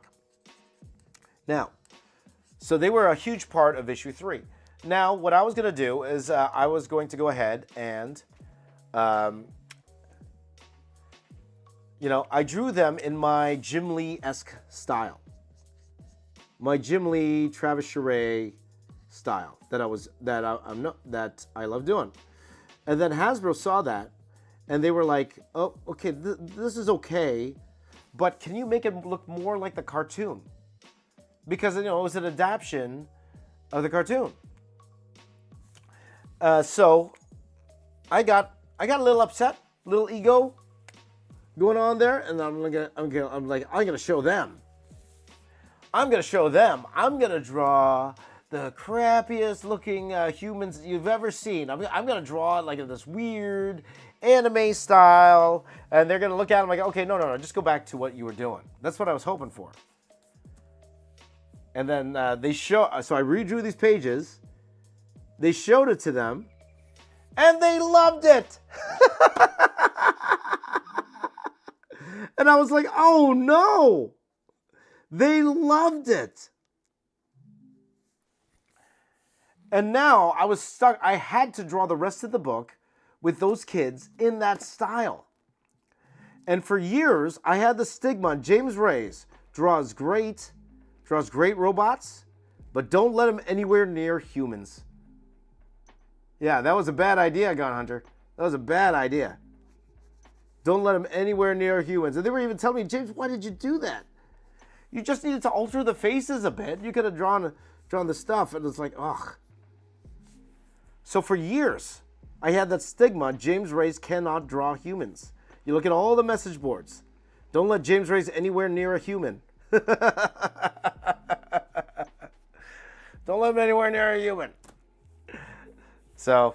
lived and learned, and of course I was able to break through that because I was able to work for Marvel and DC on many things later on. But that is my story about working in Dreamwave, okay? But definitely life lessons learned. A lot of life lessons learned.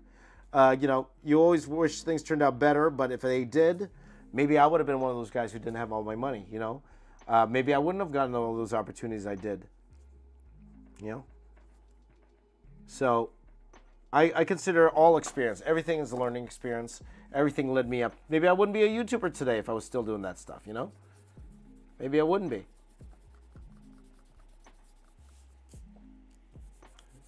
But here I am drawing Wreck-It Ralph for you. So there you go. So everybody in the chat, if you're still watching after I went through that long, long story, why don't you say hi in the chat right now, and I'll give you guys a shout out if you're in the chat right now. As we're gonna move on. It is 6:30, so I got about 30 minutes per character. So let's draw Bowser first. I'm gonna draw. Or no. Maybe I'll draw Bowser up here. I'll do Zangief, Bowser here. So I'll draw M. Bison here. So let's do M. Bison.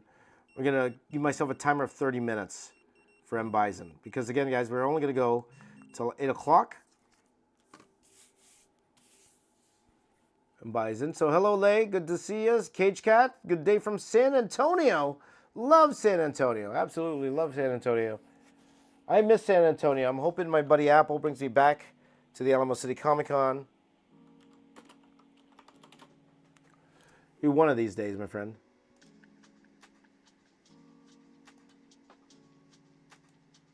So I got some M. Bison images up here.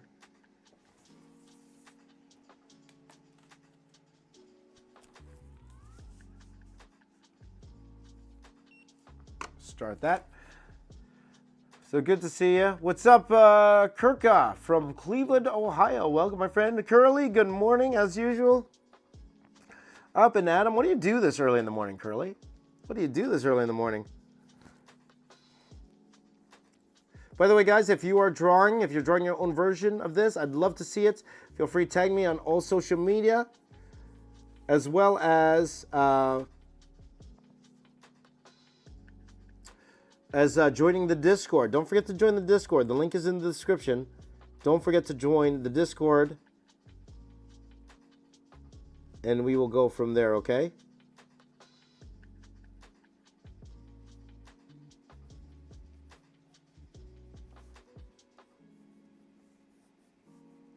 So just roughing out M. Bison here. Got to get his trademark hat.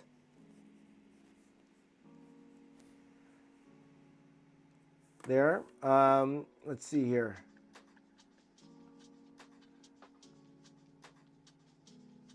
Let's see here.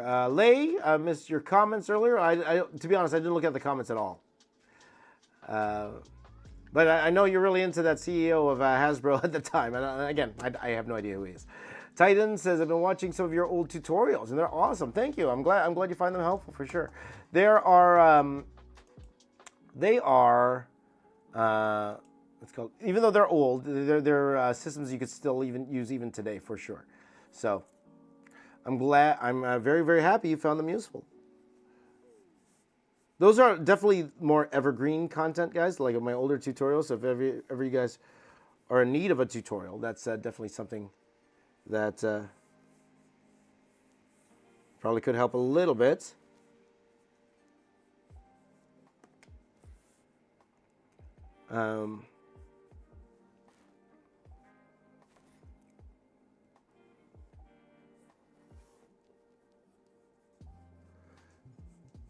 So as I draw this M. Bison here, sketching him out, and you guys know that the layout is always the always the hardest for me.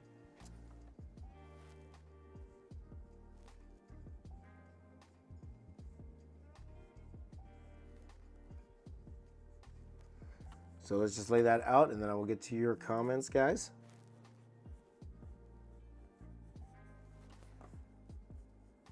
Comments and questions that you have about that, about Dreamwave, about any questions you want. It is the question and answer portion of our stream for today. So this is your show from here on out. Let's see here. Kirks is getting ready for school. Hello. Yeah. I think you still missed the comments. You were enjoying talking about your early career stories. There you go. There you go. Chris starts work at 5 a.m. There you go.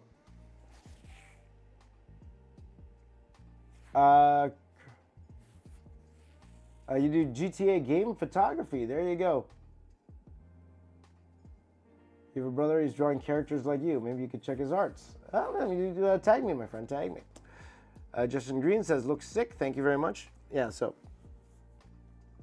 People always come for me because they want the juice about Dreamwave. Again, guys, like I try to stay out of the politics. Like I'm not really into stuff like that. You know, you come in, you do your job, and you just hope to get paid on time. That's all you can do, really. And to be honest, it doesn't stop there. Every company I've worked for had politics, right? Everyone. And when I say had politics, they had, cliques, so people that, that stuck together, like a group of people that always stuck together, wouldn't let anyone else hang out with them, stuff like that, right? That's every company you go to. It's everywhere, There's not much you could do about it, So, but that's why I always say, guys, and I tell this to my students too, okay, if you can. Success from a company is more than... Success in a company is more than just doing the job well. Of course, that's great. So number one thing you want to do in the company, and my advice to all of you, number one thing you want to do in any company, you want to be the go-to person. You want to be the person that's invaluable. You want to be the person that they're like, okay, this does not run without this person. And we all know who that person is. We all know who that person is. When you say that in a company, and you say, who is the one that we need this person, or this doesn't work, you know that person. You know who that person is immediately. You want to become that person. Do what you can to become that person. But even more than that, you want to be that person who's friends with everybody. You want to be that person. Not just anybody, people that are in upper management.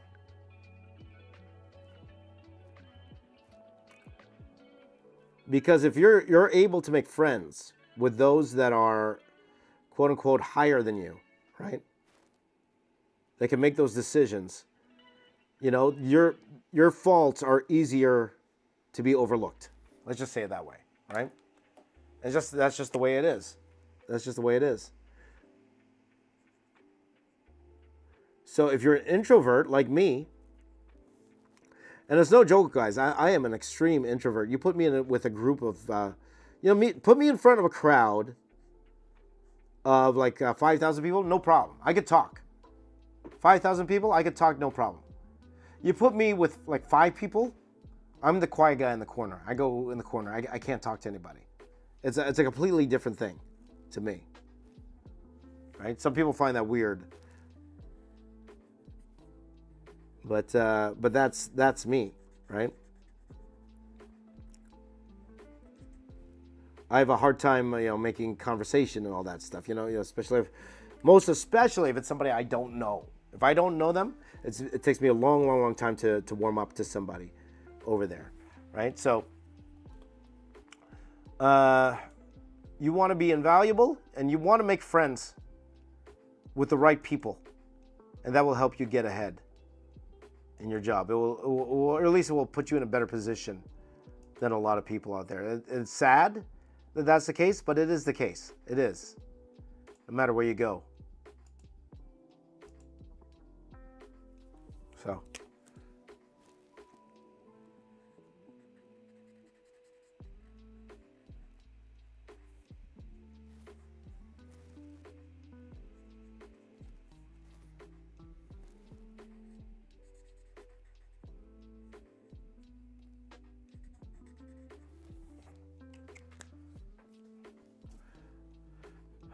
So anyway, so we good here.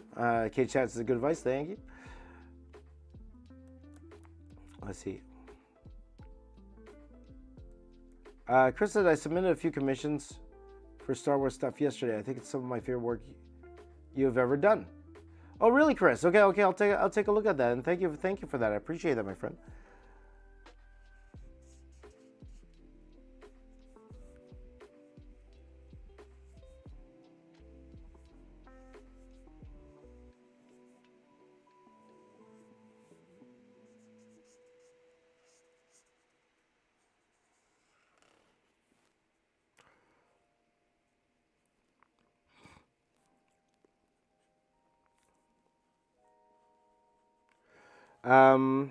But yeah.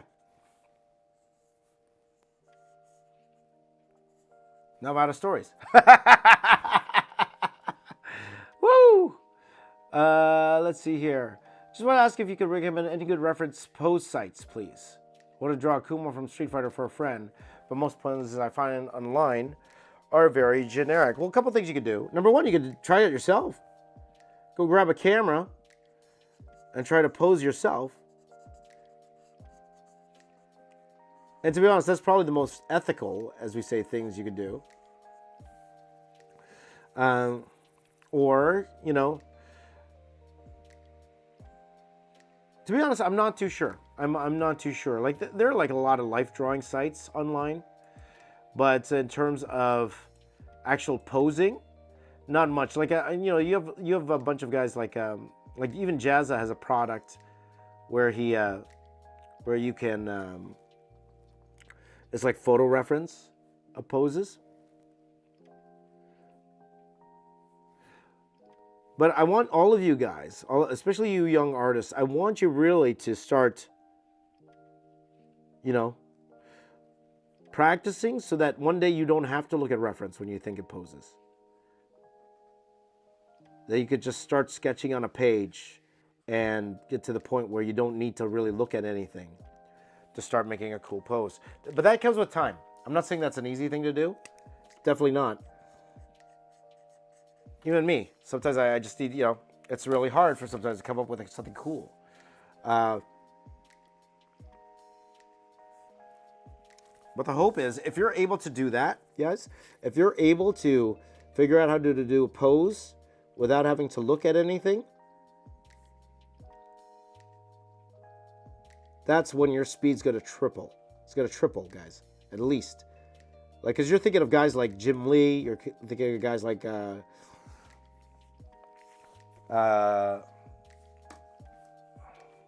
what's his name again?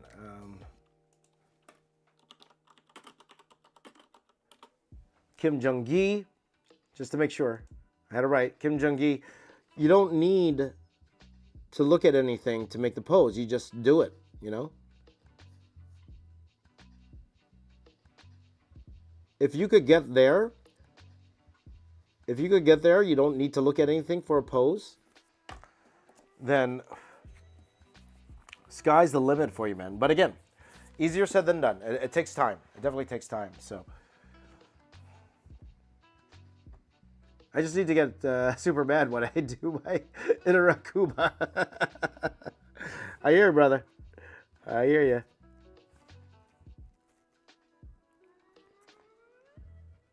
For sure.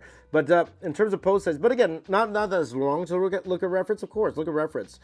But that's why I would recommend to all of you, if you haven't done it already, do life drawing, guys.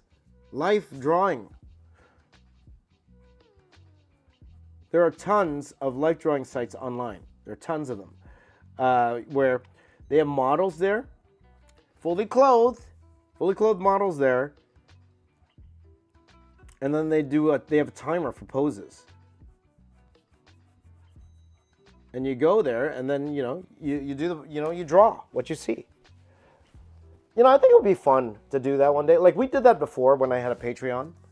We did that before, where sometimes on Patreon with you guys, we would go and we would actually go to those sites and do some light drawing together, and that was a lot of fun. I remember those days for sure. Yeah. Hi, Rodrigo. What did the sewer bat says? Oh, and I'll get to your question later. There you go. Want to start a business? It's all about location, but if you want to be a freelancer, it's about connections. Correct me if I'm wrong. Well, it depends on the business, right? I think it's really tough to do a brick and mortar business these days. Definitely location. It all depends on what you're selling, right? Because I think even for a brick and mortar, you have to have some sort of online selling, right? It's so hard to get people to come to your store these days, you know? I was in the mall the other day. I'm looking at all these stores. Like, how much walk-up crowd do you really get? You know, especially if you're starting out, especially if you don't have a name. It's tough. But definitely the connections. Definitely connections help, my friends.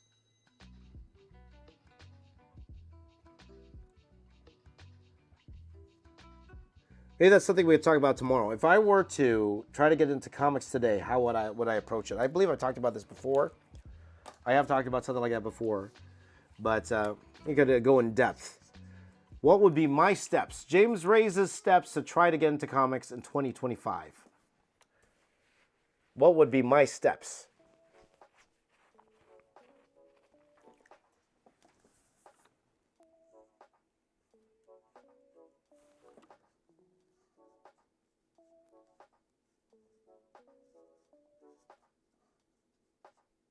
Or even better, James Reyes' steps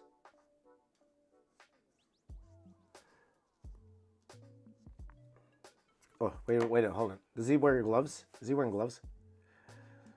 James Reyes' steps to make it as a, what's it called? To make a career in comics in 2025. How about that? There you go.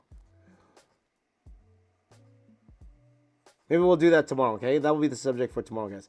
If you have a subject you want me to tackle during these streams, let me know, okay? Maybe I'll make a little post in the community tab, you know, for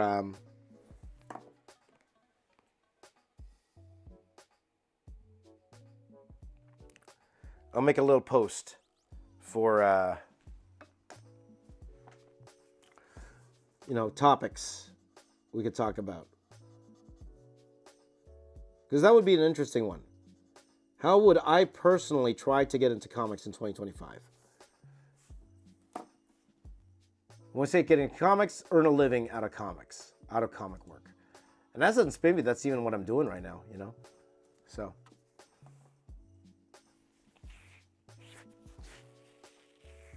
Ooh. Haven't drawn life drawing in years, Cage Cat. Yeah, absolutely. I did a lot over the summer, and mainly because I was teaching some classes in the Philippines, and I got them, all of them, to do a lot of life drawing, a lot of it.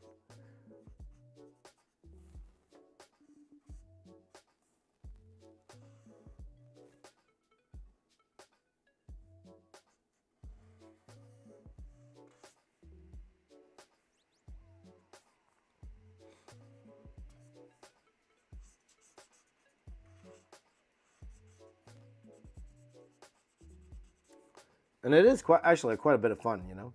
It is for sure. Let's see. God Hunter says, "What was the Transformers issues you were talking about earlier? I want to see how you drew humans, especially Transformers Armada number 3. Transformers Armada number 3. I think my style improved a little bit with issues 4 and 5, but they're still bad. Because I think issue 5, I tried to draw it more like a Joe Mad type style. Now, the good thing about drawing the humans in that style was it was a lot faster. But again,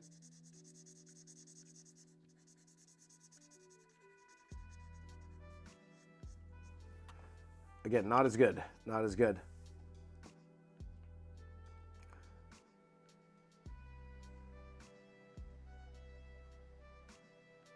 Let's see here. I'll get to your questions, Lay. What's your favorite new Inside Out 2 emotion? I'll be honest, Lay, I fell asleep. So I forgot which one's which. Yes.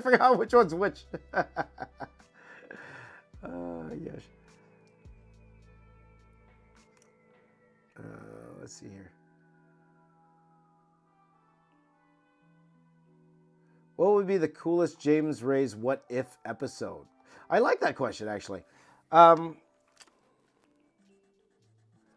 know, there's a lot. There's like, what if James Reyes never left comics? What if James Reyes moved to the U.S. to work on City of Heroes?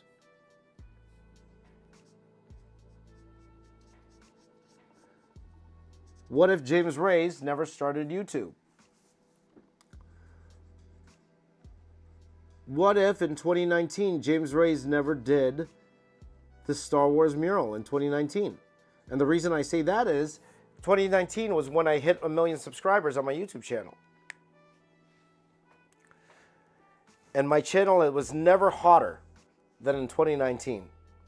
And what would have happened if I went full force just working on that channel in 2019? That I wonder. I do wonder what would have happened. Even with YouTube itself, like these little mini ones, what if I stuck just doing these style of videos? What if in 2020 I continued doing Marvel style for like a year straight? What would have happened? Because I only did it for a month, guys. If you guys remember, I only did it for a month. What would have happened? There's a lot of what ifs.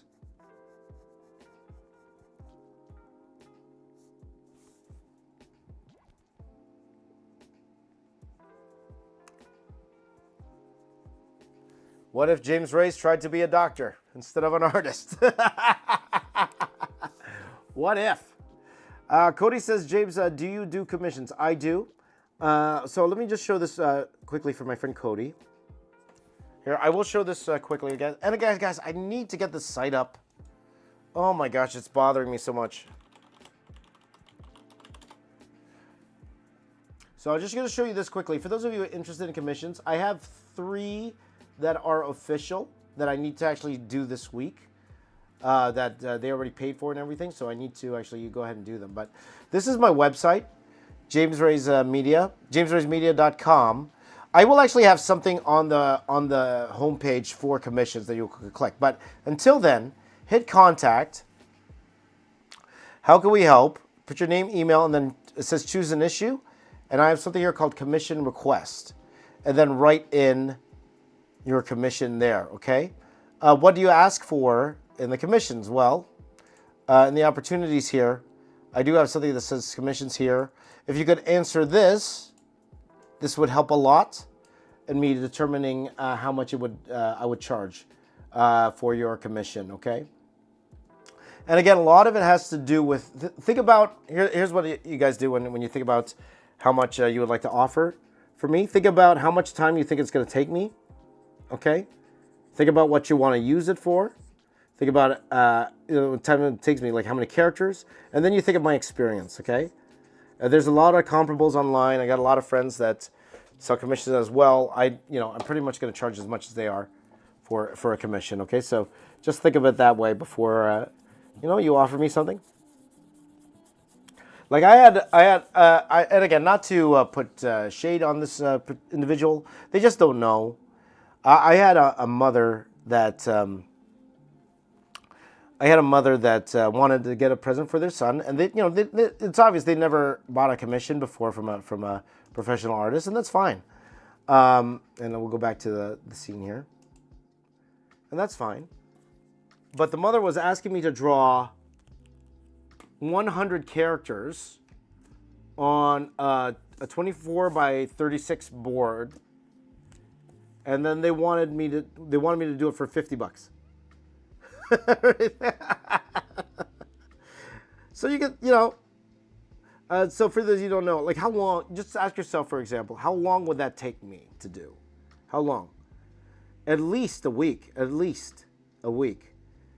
So think about it yourself. How much would you, a week's worth of work, how much do you get paid for a week's worth of work? You know what I mean? I don't think anybody would take $50 for a week's worth of work. It's not enough to live on, right? And again, nothing against the person. Like, they probably just don't know how much these things cost, right? So, yeah. So, and I think that would be another episode that we could talk about, is like commission pricing, artwork pricing. Like, I do have a video on artwork pricing.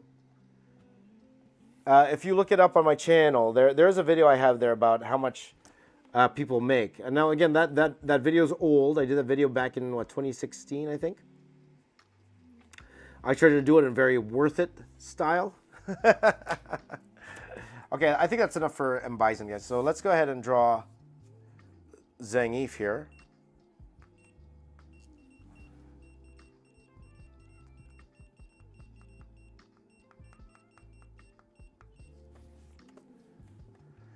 But yeah, money's definitely one of those things you try to figure out and you do the best you can, right? But at the end of the day, I always say, and I always say it there too, I say it in that video also, I could say that my commissions cost this much. I could say my original artwork will go for this much. It doesn't go for that much unless it actually goes for that much, okay? You're only underpricing your art is if it's selling out and everybody's buying it. That's the only time you think, okay, I'm really undercharging this. If nobody's buying it, like I could sell a piece of artwork for $1. If nobody wants to buy it, it's not worth $1, no matter how long I worked on it. You know what I mean? You know what I mean? A legendary artist could do like a little head sketch, like I mentioned the other day. Could do a very tiny head sketch like that and charge $500, $600 for a very tiny head sketch like that. They could do that. Why? People buy it. People buy it. So if it's value to that person, who are we to say that he overcharged for that thing? Somebody bought it and was willing to buy it. You can say all you want that a banana duct taped to a canvas was not worth $20 million or how much that sold for. I agree with you. I agree with you. But somebody bought it. And I don't think they just bought it just because of that artwork. I think they bought it for the publicity because the guy ended up eating the banana. He bought it for the publicity, wanted to get his name out there. He was a very rich man, and it was just a way for him to get his name out there, be part of the stunt, as we say. You know what I mean?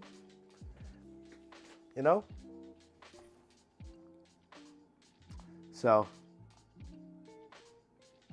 well, yeah. Because it's a two-way street. It's one thing for someone to charge it, it's another for somebody to buy it.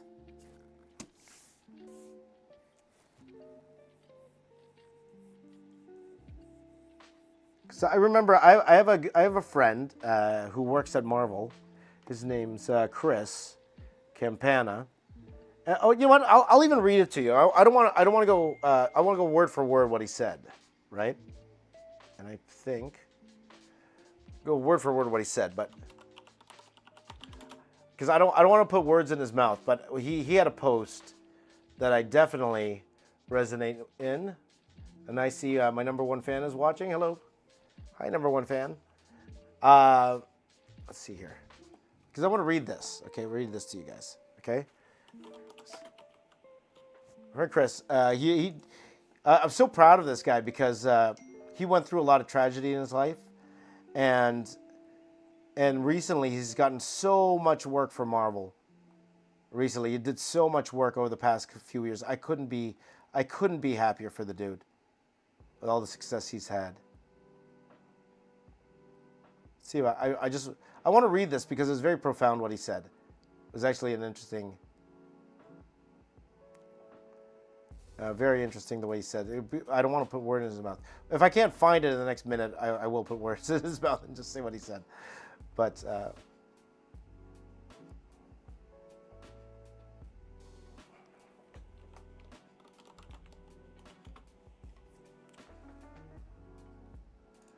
let's see here.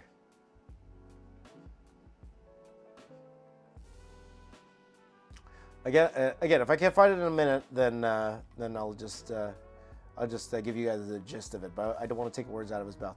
Go follow him, Chris Campana. Amazing guy. I sat beside him at a con quite a few years ago. Wonderful guy. Okay. Well, anyway, I don't think I can find it. But he was to the effect, some guy went to his table, right? Some guy went to his table, was looking at his original art and how much he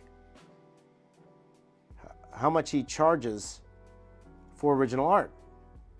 And of course, because he's a published artist, I talked to you guys about this yesterday. If you're a published artist, you could charge, you know, thousands of dollars sometimes for your art. You can. Also, people are willing to pay it, right? But there was a guy there complaining. He's like, oh man, back in the 80s, original pages only went for 30 bucks. Like, why? I don't understand why you're charging so much. Back in the 80s, they only charged this much for pages. And he went to the guy, was like, because he was an older gentleman. He's like, okay, sorry to ask, but in the 80s,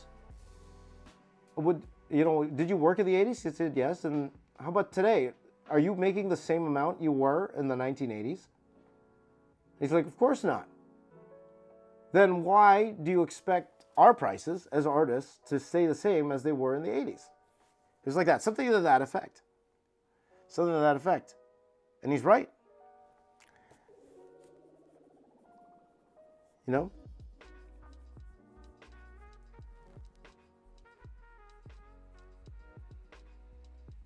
Oh, by the way, I don't even know who I'm drawing here. I'm going to draw zangief. Drawing zangief. So something to that effect. It was very profound what he said. So follow him. We're not in the 80s anymore. Exactly. That's the obvious answer gone. There you go. You know? Like, I remember this one mom that was looking through my art portfolio, and she came across this extremely detailed Transformers original art that I had. And then and she went to her son, don't touch that. It's probably really expensive. It must be like $100. And I'm like, add a zero to that. Add a couple zeros to that. And she's like, what? So like that. Yeah. So, but again, end of the day, it doesn't matter whether your artwork's $1 million or $1. Okay? What it's about is who wants to buy it, right?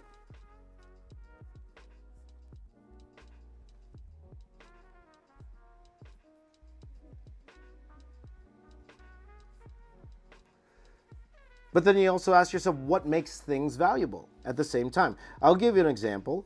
You know what's really hot right now? Are these little stuffed toys called Labubus. Have you seen these things? Have you guys heard of this, Labubu?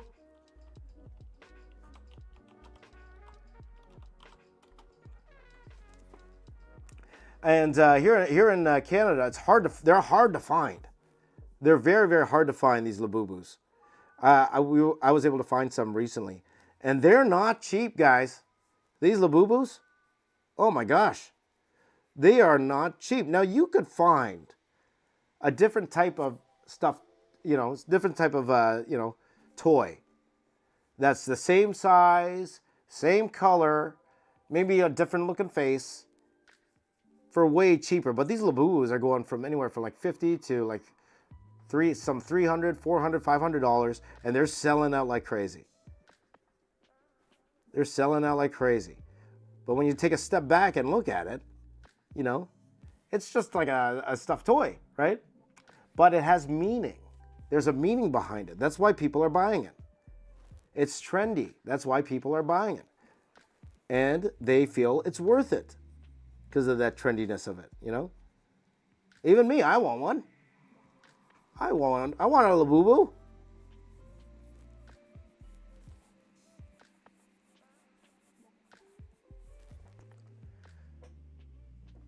It's being trendy.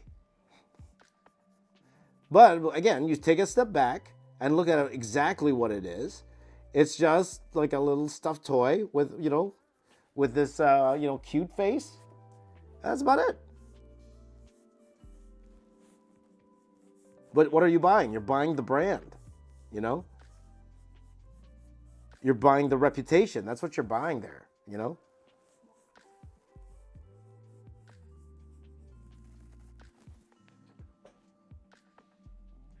So in essence, I get it. I get it. Why?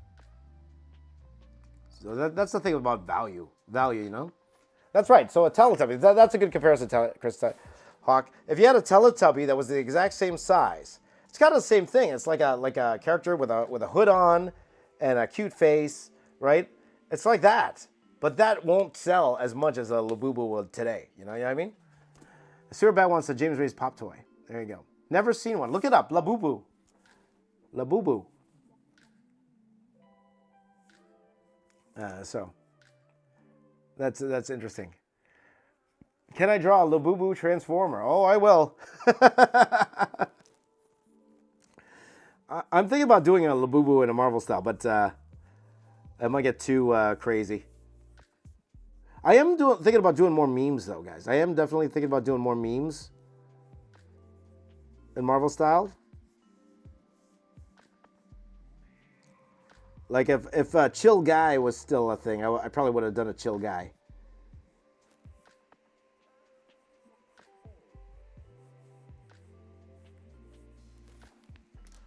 So there you go.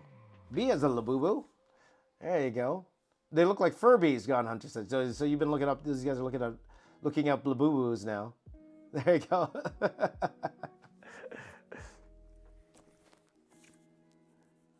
But that's a good comparison. It's kind of like a Teletubby. But I'll tell you that today, Teletubbies will not sell as much as a Labubu would. Right? You know, I bought one in a place where, you know, you usually couldn't negotiate. There's like, nope, you're not negotiating here. Sorry, bud. The price is a price. It's going to sell out whether you buy it or not. So I was like, okay, fine. I was trying to get tax off and stuff.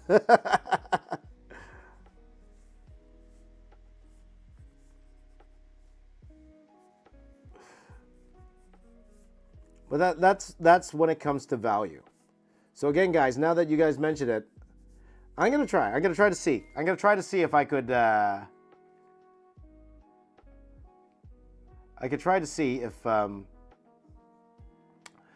on, guys. Kevin Feige's calling. Hold on. Kevin Feige's calling. Why is Kevin Feige calling this early in the morning?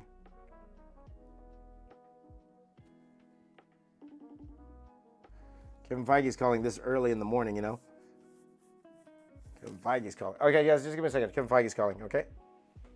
Kevin Feige's calling, guys. Just give me a second.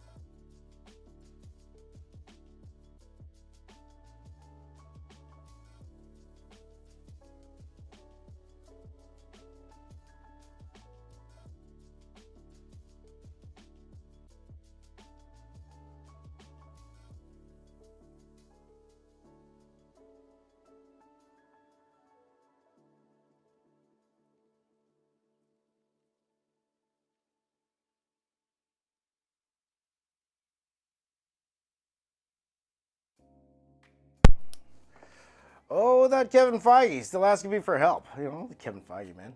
What's up with that, Kevin, man?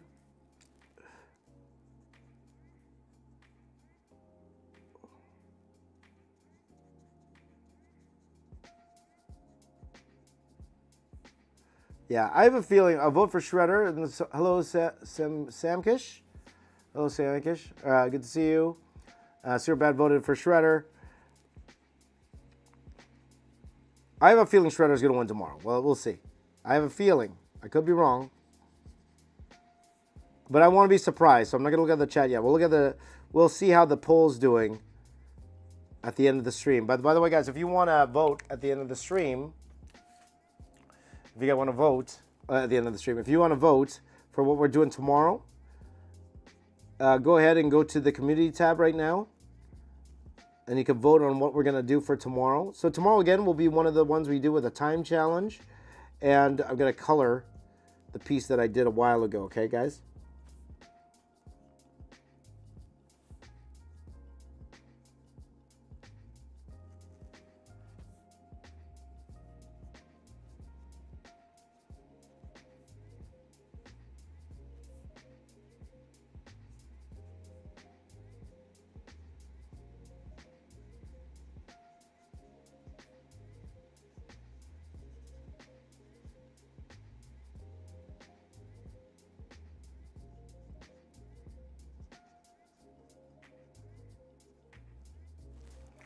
So that's what we will do, okay? Let's see here. Let's see.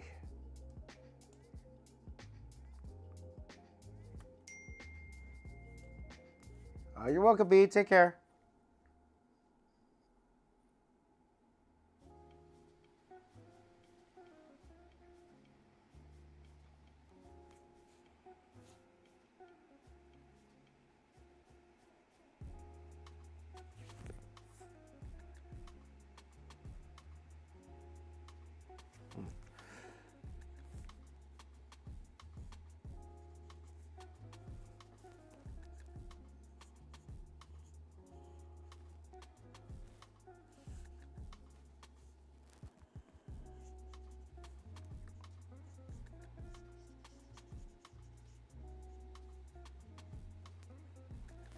Alrighty.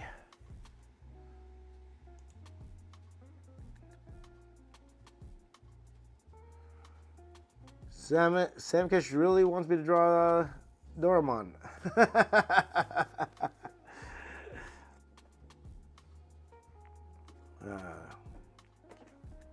Tell us your secrets that improved your speed and keeping up the quality of your work. That's a great question. I would say the biggest thing for me, guys, okay? And again, everybody's work needs improving, for sure, right? But in terms of trying to keep the quality, like I told you guys, that 80-20 rule, that's really true. That's really, really true. You have to sit down and analyze your piece. If your priority is speed, you got to get something done fast. Then you have to ask yourself, how long will this artwork take me? When does it need to be done? Okay?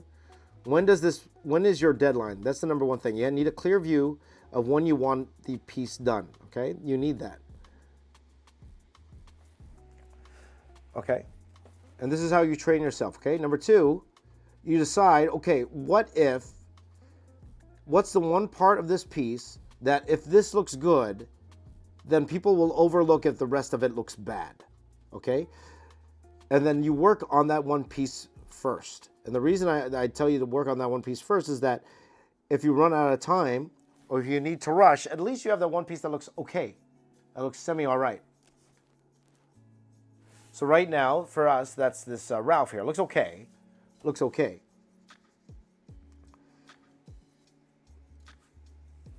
Now, of course, we want everyone to be quality. Of course we do.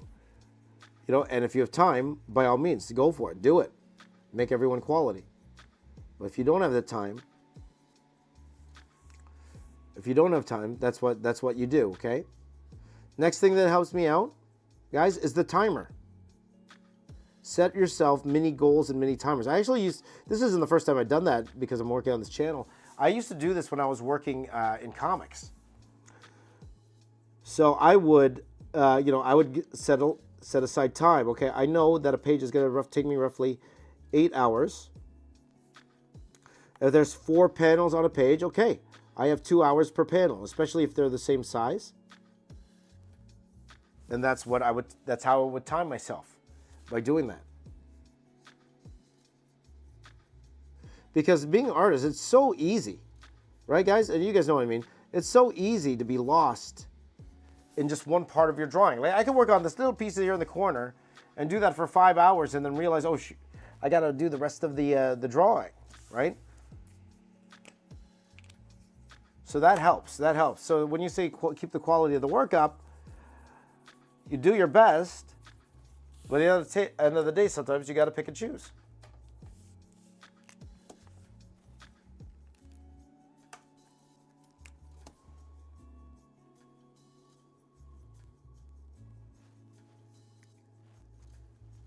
I forgot to put a timer on this zangief here. So in terms of timer, I only have 40 minutes left, right? So I'll give myself another 10 minutes for this zangief, and then I got to move on to Bowser. 11 minutes, fine. So in essence, I'm doing that now. So that's what I would suggest to you. Now, also a way to get faster, number one, you really need to know your fundamentals too. The less time you need to look for poses, the less time you need to look how to render things, less time you need to look at other artists' stuff and then try to mimic what they're doing, the faster you're going to get. So, learn the basics. Learn the basics. Perspective, anatomy, musculature. I guess that is under the realm of anatomy in that sense. But the more you know those things, the faster you'll get.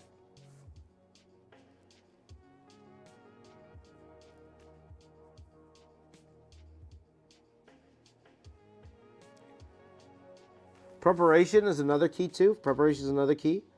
For me, for the most part, I try to get as much reference as I can before the stream. So for example, for a zangief, I want to make sure that I get all the costume details correct. Sometimes that takes time to find those. So before the stream, I do my best to sometimes take a look and see if I could get those references ready to go so I can just pop it up. That's another way to speed up a little bit. But I think out of the ones that I mentioned, probably I would say the fundamentals. That's probably the most important tip I could give you guys. Learning the fundamentals of drawing, that's going to speed up everything exponentially. Because again, like a guy like Jim Lee does not need to look at anyone else's artwork when he draws. Right? He doesn't need to do that. He just goes ahead and draws.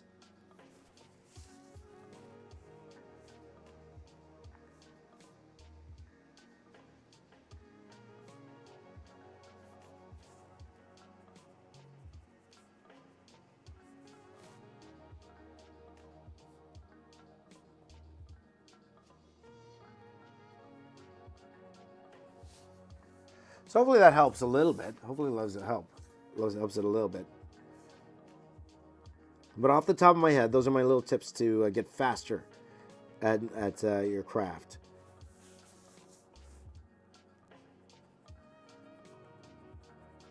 Because to be honest, a lot of it's repetition too.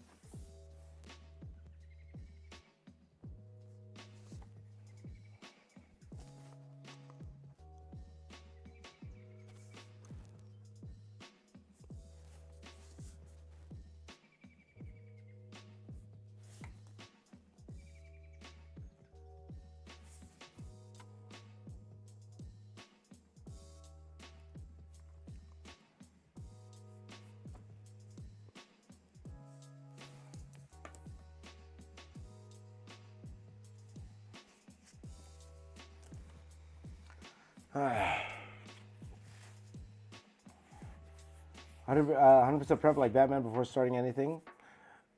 Like, I'll give you an example. Whenever I do those 100 character drawings, I have every single character laid out already. When I say laid out, I have reference ready to go. I make a Google slideshow with every character on it. So that way, when I start drawing it, I just need to go click, click, click, next character, next character, next character. Same thing when we did the Pokemon, the 893 Pokemon, and that was a little easier because we already had a Pokedex that went in order. So it's just sometimes it was just a matter of just drawing the Pokedex, just go next, next, next, next, next, from there. But you know, I went a little bit out of order of the Pokedex because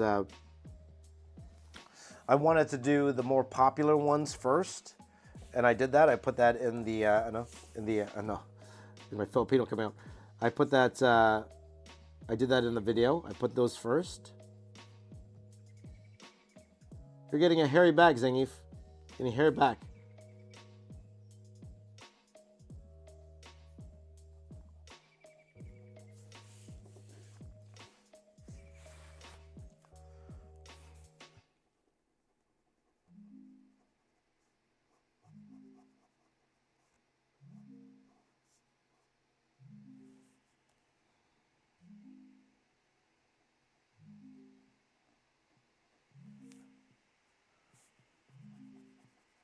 Okay, that's probably good enough for Zangief. We're gonna go ahead and do Bowser back here.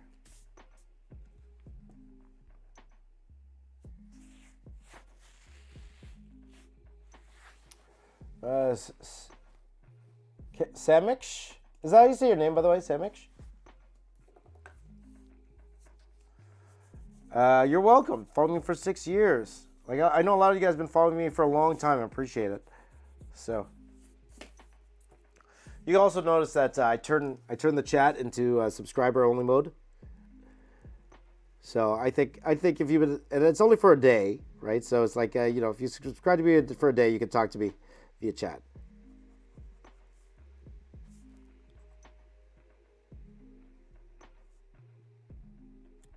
I also find that gets rid of a lot of the trolls too when you do it that way.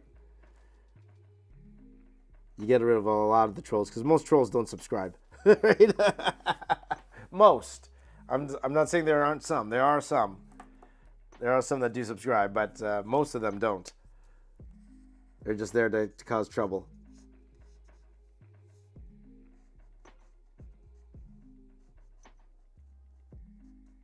It's worked out so far. I haven't had to ban anybody in the past this year yet. So, okay, now we're gonna do Bowser, guys. Let's do Bowser.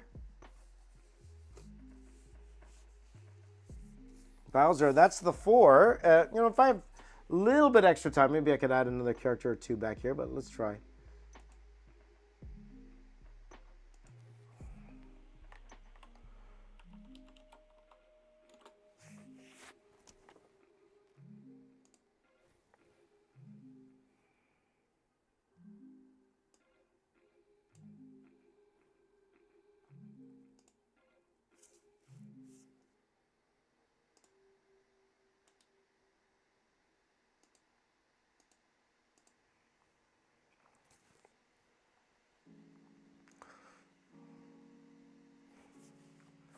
Okay, I'm thinking maybe he'll also be reaching out.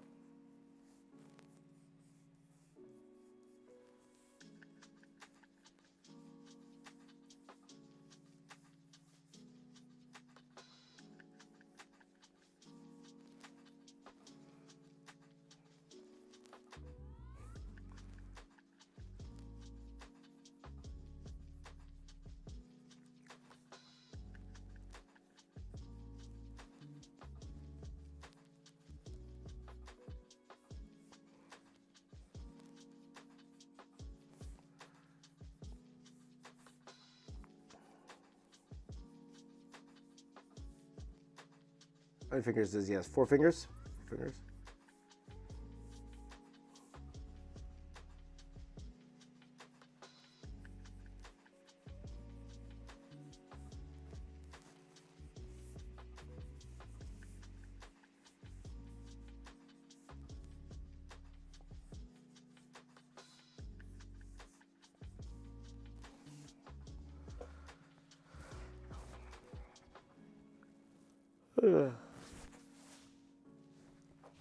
I just realized that Bison doesn't have an eyeball. Whatever.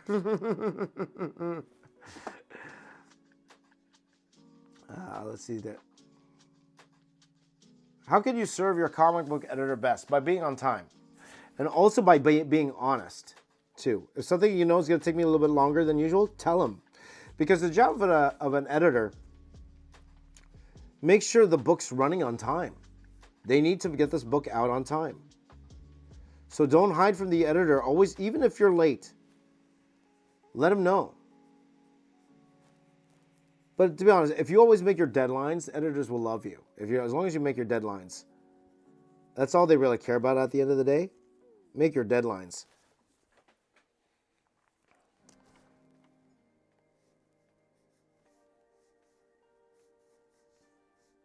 But that's hard for like some people to do, you know? Even just to make the deadlines. Something as simple as making the deadlines.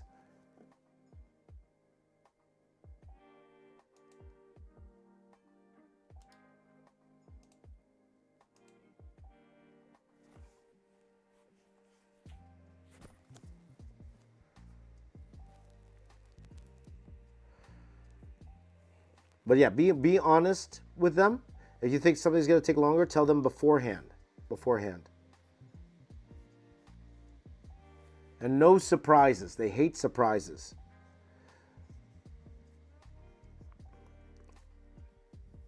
So just say that you're reading a script and then you think like a bonus panel would help. Whoops. You think a bonus panel would help? Tell your editor first before you go ahead and do it. Because I've done that before where I added something to the script and the writer hated it. He hated it. He's like, I don't know what James was thinking by doing this.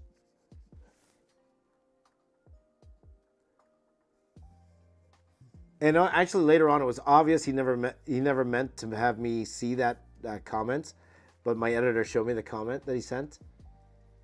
And because I went and I apologized. I'm like, oh, so sorry, man. I didn't mean to. Oh, no, it's okay, man. It's all right. He's like that.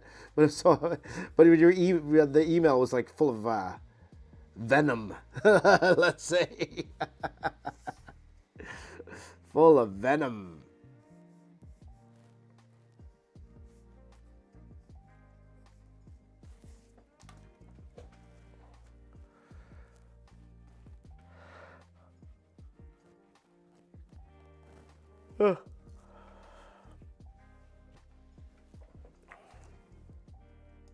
So yeah. So hopefully that helps. Does that depend on which company you work for? No, not at all. Because at the end of the day, that's their goal. Every single one of them, that's their goal. To get your book out on time.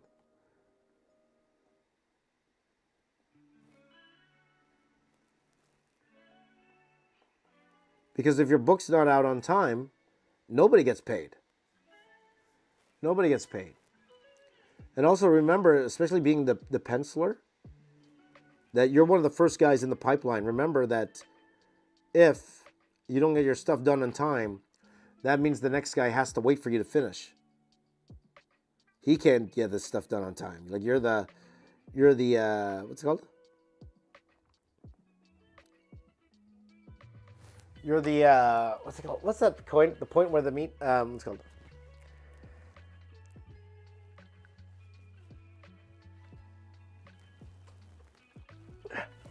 I forgot the terminology. It's too early.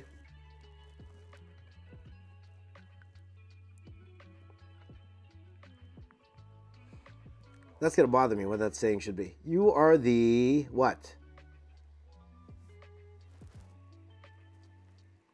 You're like the knot in the hose? No. Yeah, something like that. What was that?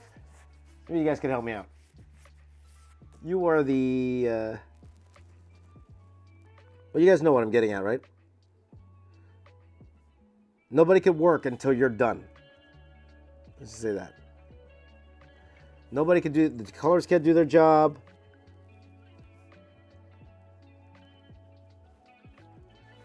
A lot of stuff, right? So...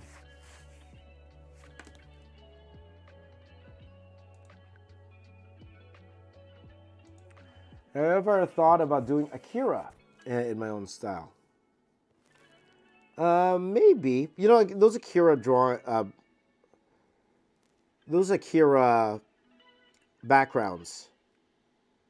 That's what really, it really influenced my style, the way I handled backgrounds when I was in Dreamwave. Detail, detail, detail, my friends. All about the detail.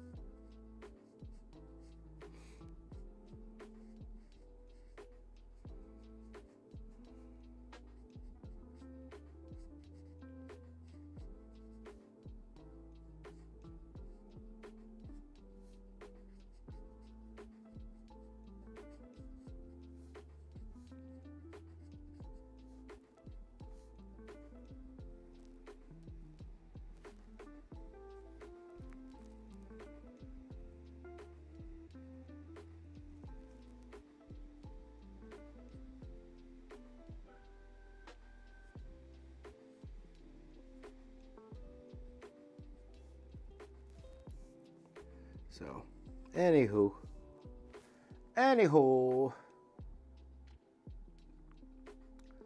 let's see here.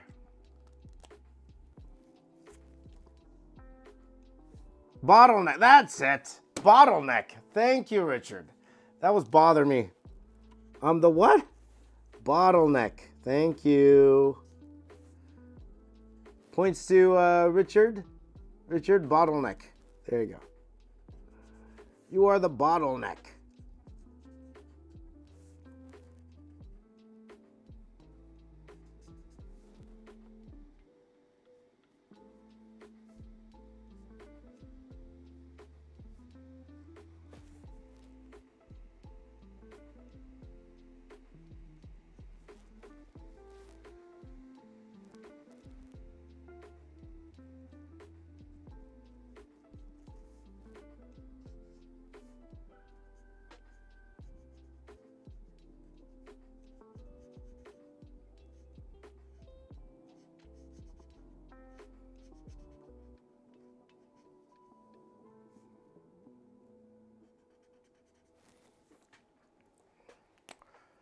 There you go. Bottleneck. Random question. Do Happy Birthday Song have a copyright? I actually heard it does. But, you know, I sing it all the time on this stream. I don't get any, get any copyright strikes or anything, so. I actually did hear that it does have a copyright, by the way.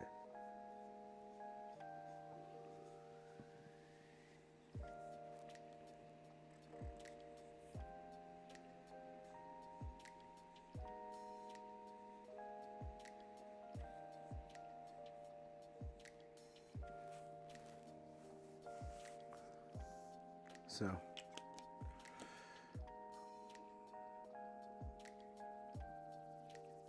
I rarely hear them say on a radio station they can't sing it on the air. Yeah.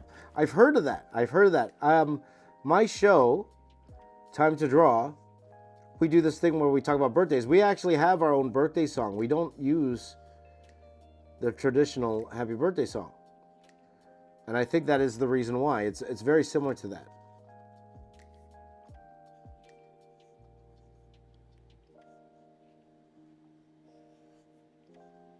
Though at the same time, again, I say on my channel and nobody cares. But then again, I'm drawing Bowser at my channel. Nobody cares. There you go. So I sung Happy Birthday on this channel many, many times. Right?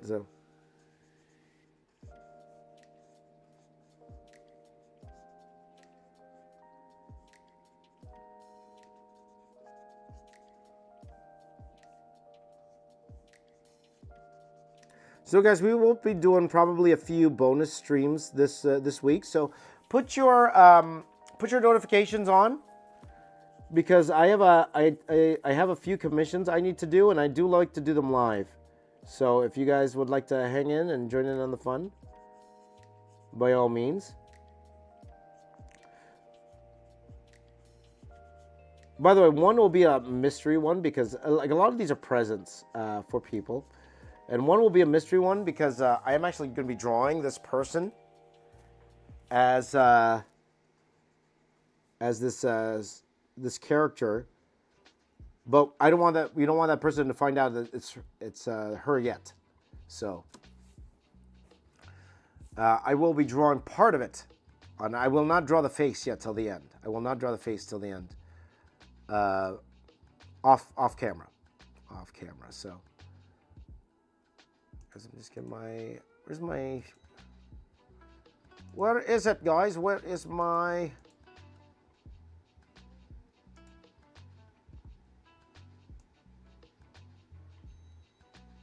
I am looking for my Bowser reference. Where's my Bowser reference at? There you are. Because I'm not sure how these, this part goes here.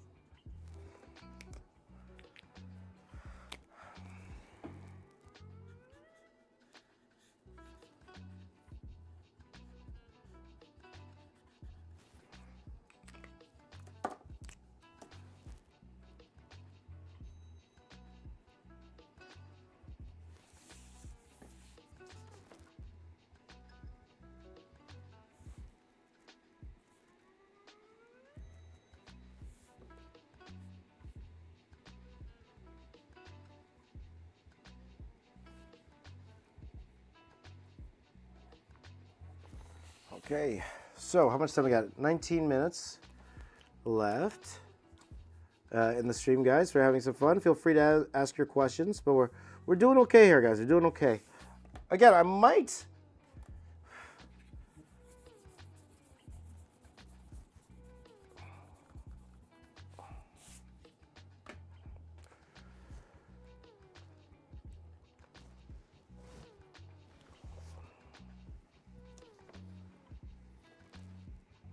I might have some time to draw like one or two tiny characters. We'll see.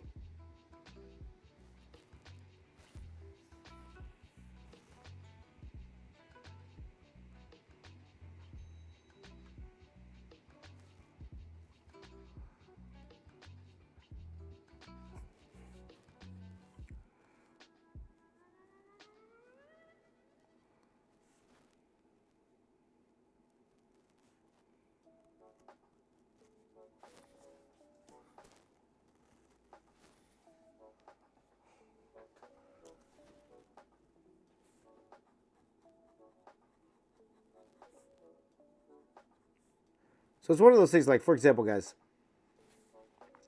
when I say 80-20 rule, right? Like for example, all these little lines I'm doing the hand, I don't necessarily have to do them. Again, as long as this guy looks good in the middle, people will forgive if I missed a line or two up here. They won't really care. You know what I'm saying? Okay, so. Just gonna do one more thing with this Bowser here. I'm gonna draw a little I'm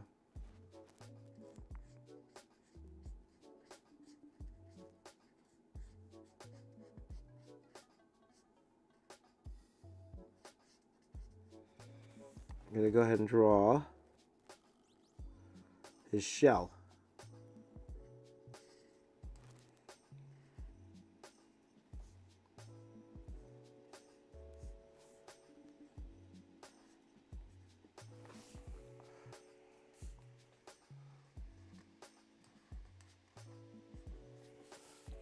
Okay, let's add some more characters, guys. Give me another character to add. How about that Pac-Man character? What's the name of the Pac-Man character again? We said it before. I could draw it down here.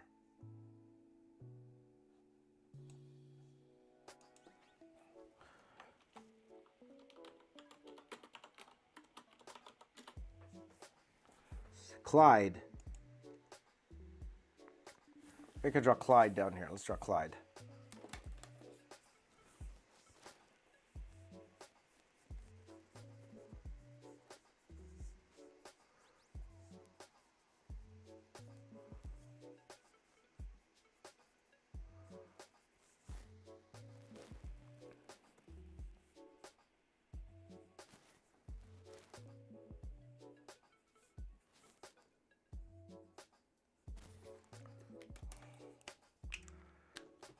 Maybe I will have time to add a few more characters here, guys. Does it have to be a villain? Yes. It has to be a part of...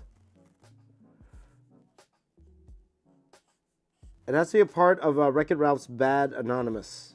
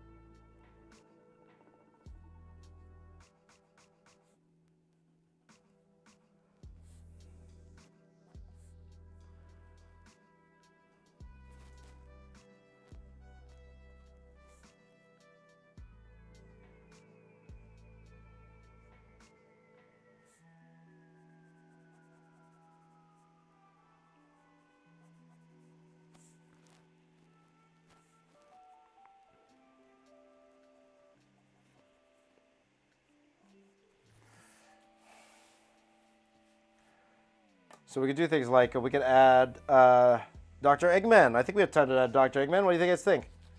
We add Dr. Eggman?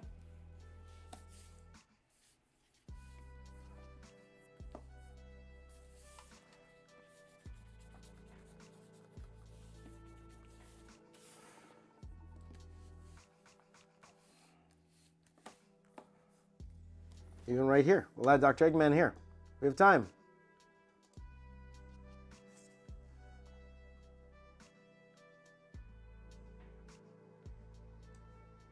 Not the Jim Carrey one, for sure. And again, we did that the other day, right? So.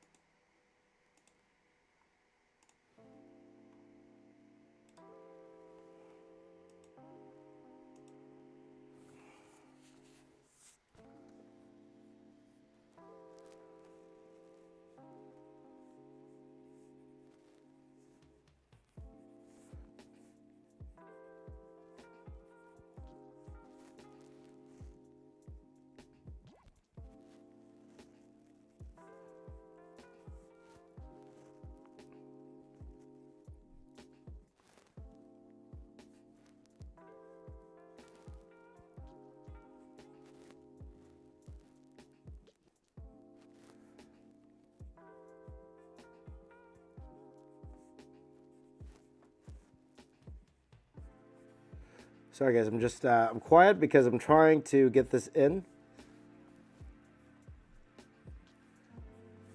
Closed fist because that's what I do.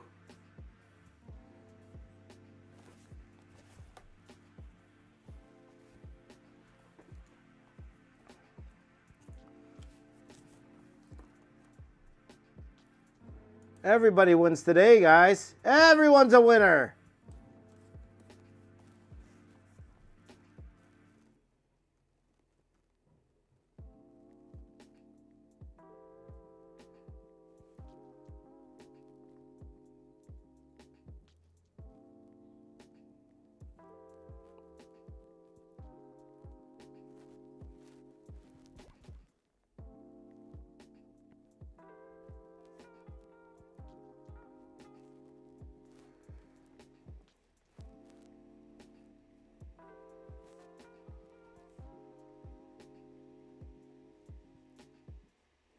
Like that.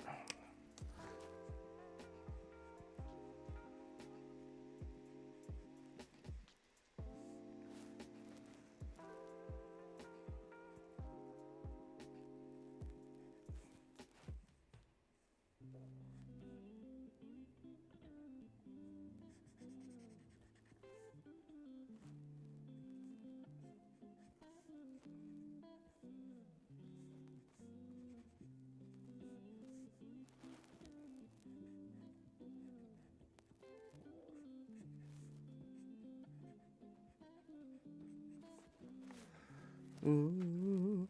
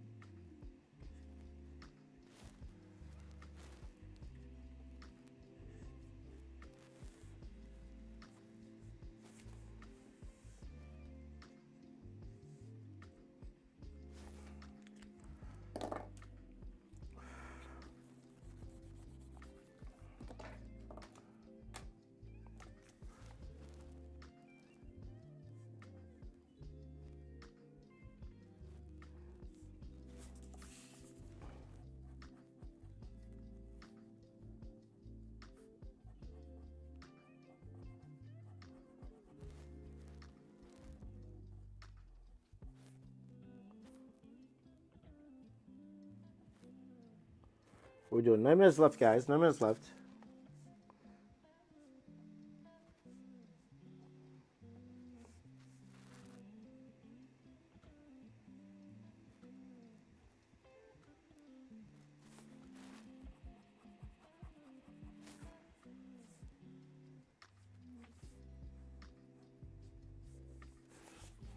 Okay, we've got Dr. Eggman in there. Dr. Eggman. Who else are we going to get in here, guys? Who's that Rhino guy? I think I want to put that Rhino guy in here. The guy from Altered Beast. I always wanted to draw that guy. What was his name? Because we also could put Kano in here.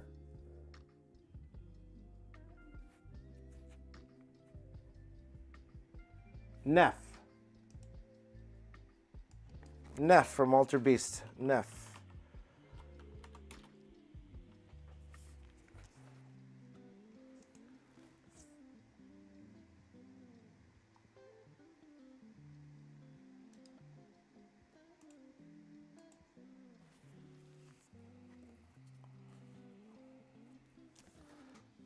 On this side here. We'll draw it just quickly.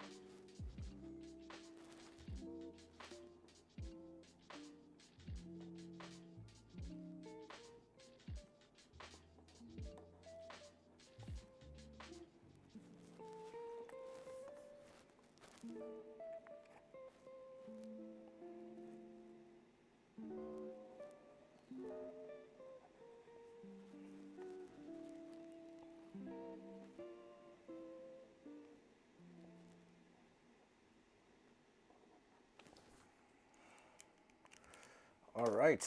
Apologies for being quiet, guys. We're trying to do this. We had 6 minutes left.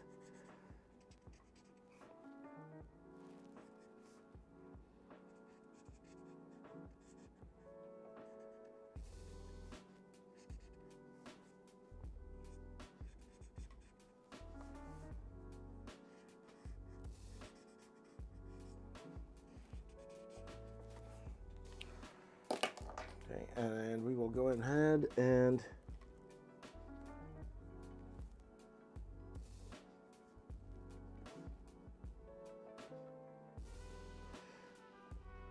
see, I'm at the point in here, guys, where everything is like gravy. Like if like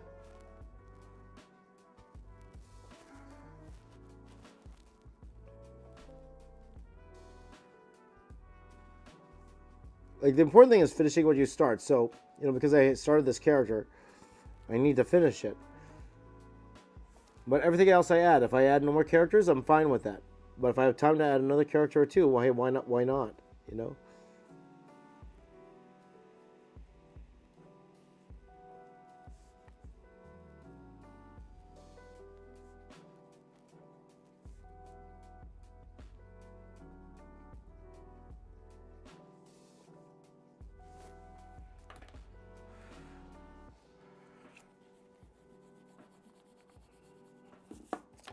I got 4 minutes left. Want to add one more character?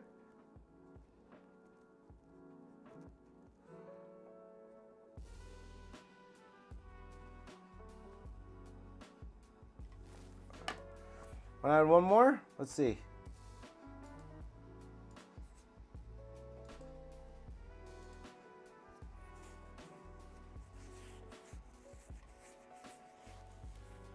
Yeah, I already added M. Bison for sure.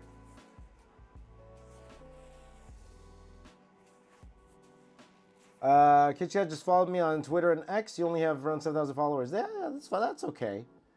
I don't mind. Oh, yeah, Kano. We need Kano. Because Kano was in the poll. We have to add Kano.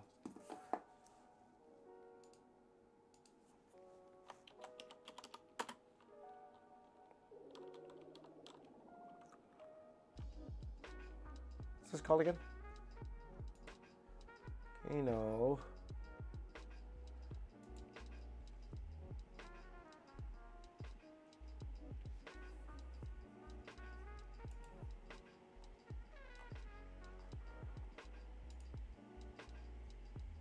Bad Anon.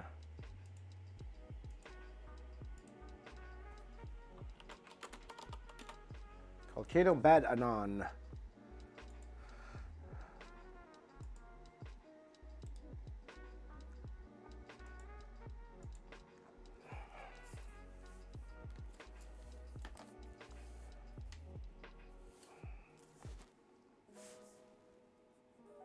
Maybe here.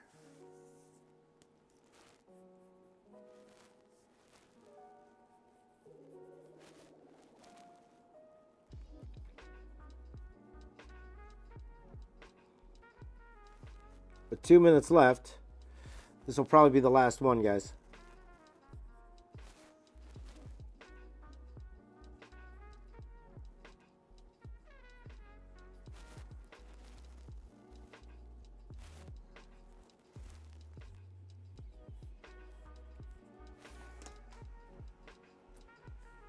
This was fun, guys. This was fun. Thank you guys so much for helping me out today. This is a fun stream.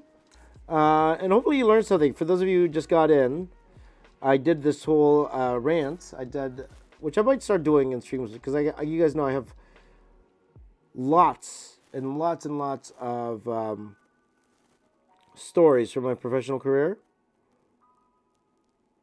and I want to share them with you. I want to share them with you guys. Also answer any questions you have about art in general. So that's what I actually want to do, or like early on the stream, I'll tell you guys the story about maybe how I got into comics or how I got. So today was about my first job in comics at a place called Dreamwave Productions. That was what I went over this morning. A story that spanned over 3 years, I think. 3 years. But many, many, many life lessons along the way. And hopefully I got to share some of that with you guys. That not only, when you hear somebody's life lessons, not only you get entertained by it, and I hope you were entertained by what I had to say, but also you learn from it as well. You learn what to do and what not to do. And a lot of my career, you're going to learn a lot about what not to do, okay? I'll tell you that much.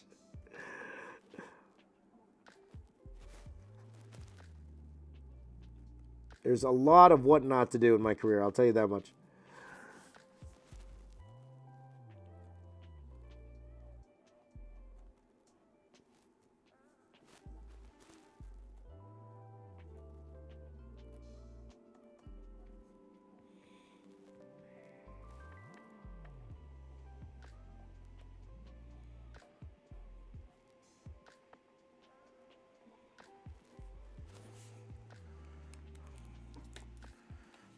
With 14 seconds left.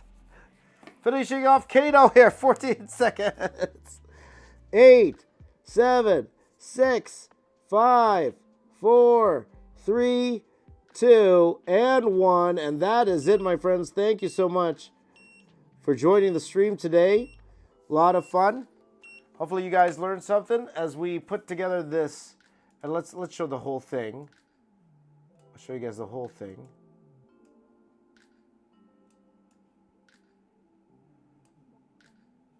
This is where we are right now.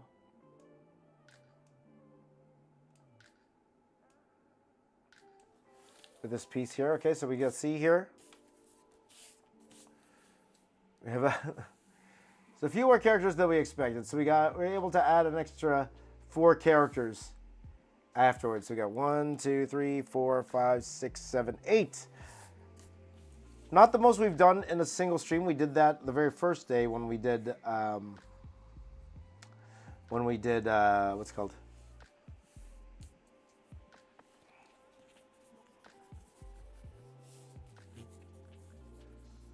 When we did Ben 10 the first day. So there you go, guys. That is Bad Anonymous from Wreck-It Ralph. Tons of fun. A lot of fun to do. And thank you guys for joining in on the stream. So there you go. Thank you for all your very, very nice comments. I appreciate that. Let's see here. So thank you guys for joining in. All right, so before we leave, the poll is already up for tomorrow if you haven't seen it already.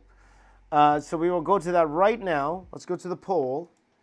And I did not check this poll at all. I have not checked this poll at all, but we will see what we are drawing tomorrow. And again, this poll will run all night, so you still have time to vote. But as of right now, who is leading the vote? What we are doing tomorrow? Jesus loves my stream so much. I appreciate it. Learning so much by while being entertained. I appreciate that, my friend. I appreciate that. So let's find out, guys. Here we go. What are we drawing tomorrow? So tomorrow will be, because all of these right now, I will tell you all of these right now that you see up here, these are all drawn already. The extensive version of these are already drawn. We're going to do a time challenge, and then we're going to do a color. And it's going to be one of these guys. So who do we have winning so far? Let's find out right now with a quick refresh. Whoop. Right now, Kaido. Wow. Kaido right now is winning. A little bit of a shock for me. I was assuming Shredder was going to take this one. Shredder, but there are a lot of One Piece fans out there. Definitely a lot of One Piece fans out there. So if you want to vote, don't worry. The vote's not done yet. Vote, vote, vote. Vote, vote, vote. Let me share this, by the way. I'm going to share this. Can I share this? Share it right now. Vote, vote, vote. Vote right now. Oh, let me put that in the restream chat. Vote right now.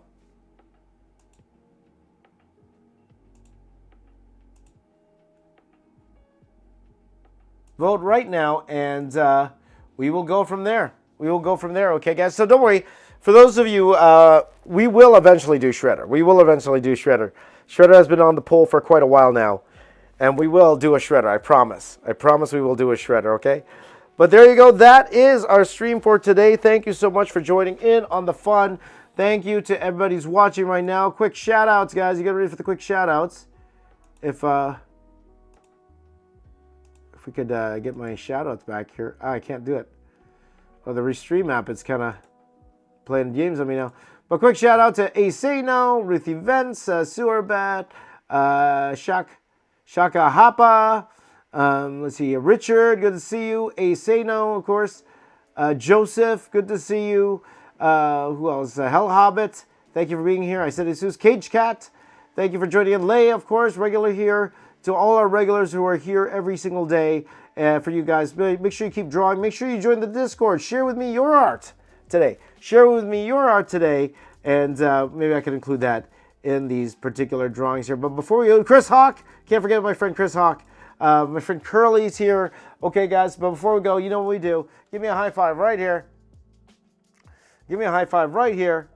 And wherever you are in the world, please do stay safe. Take care of yourselves and your family. Have yourselves a wonderful day. And my name is James Reyes. I am the box office artist. I'm here to say keep drawing. I'll see you all next time. I'm also here to say artists assemble. Take care, everyone. Have a wonderful day. Goodbye. Bye-bye.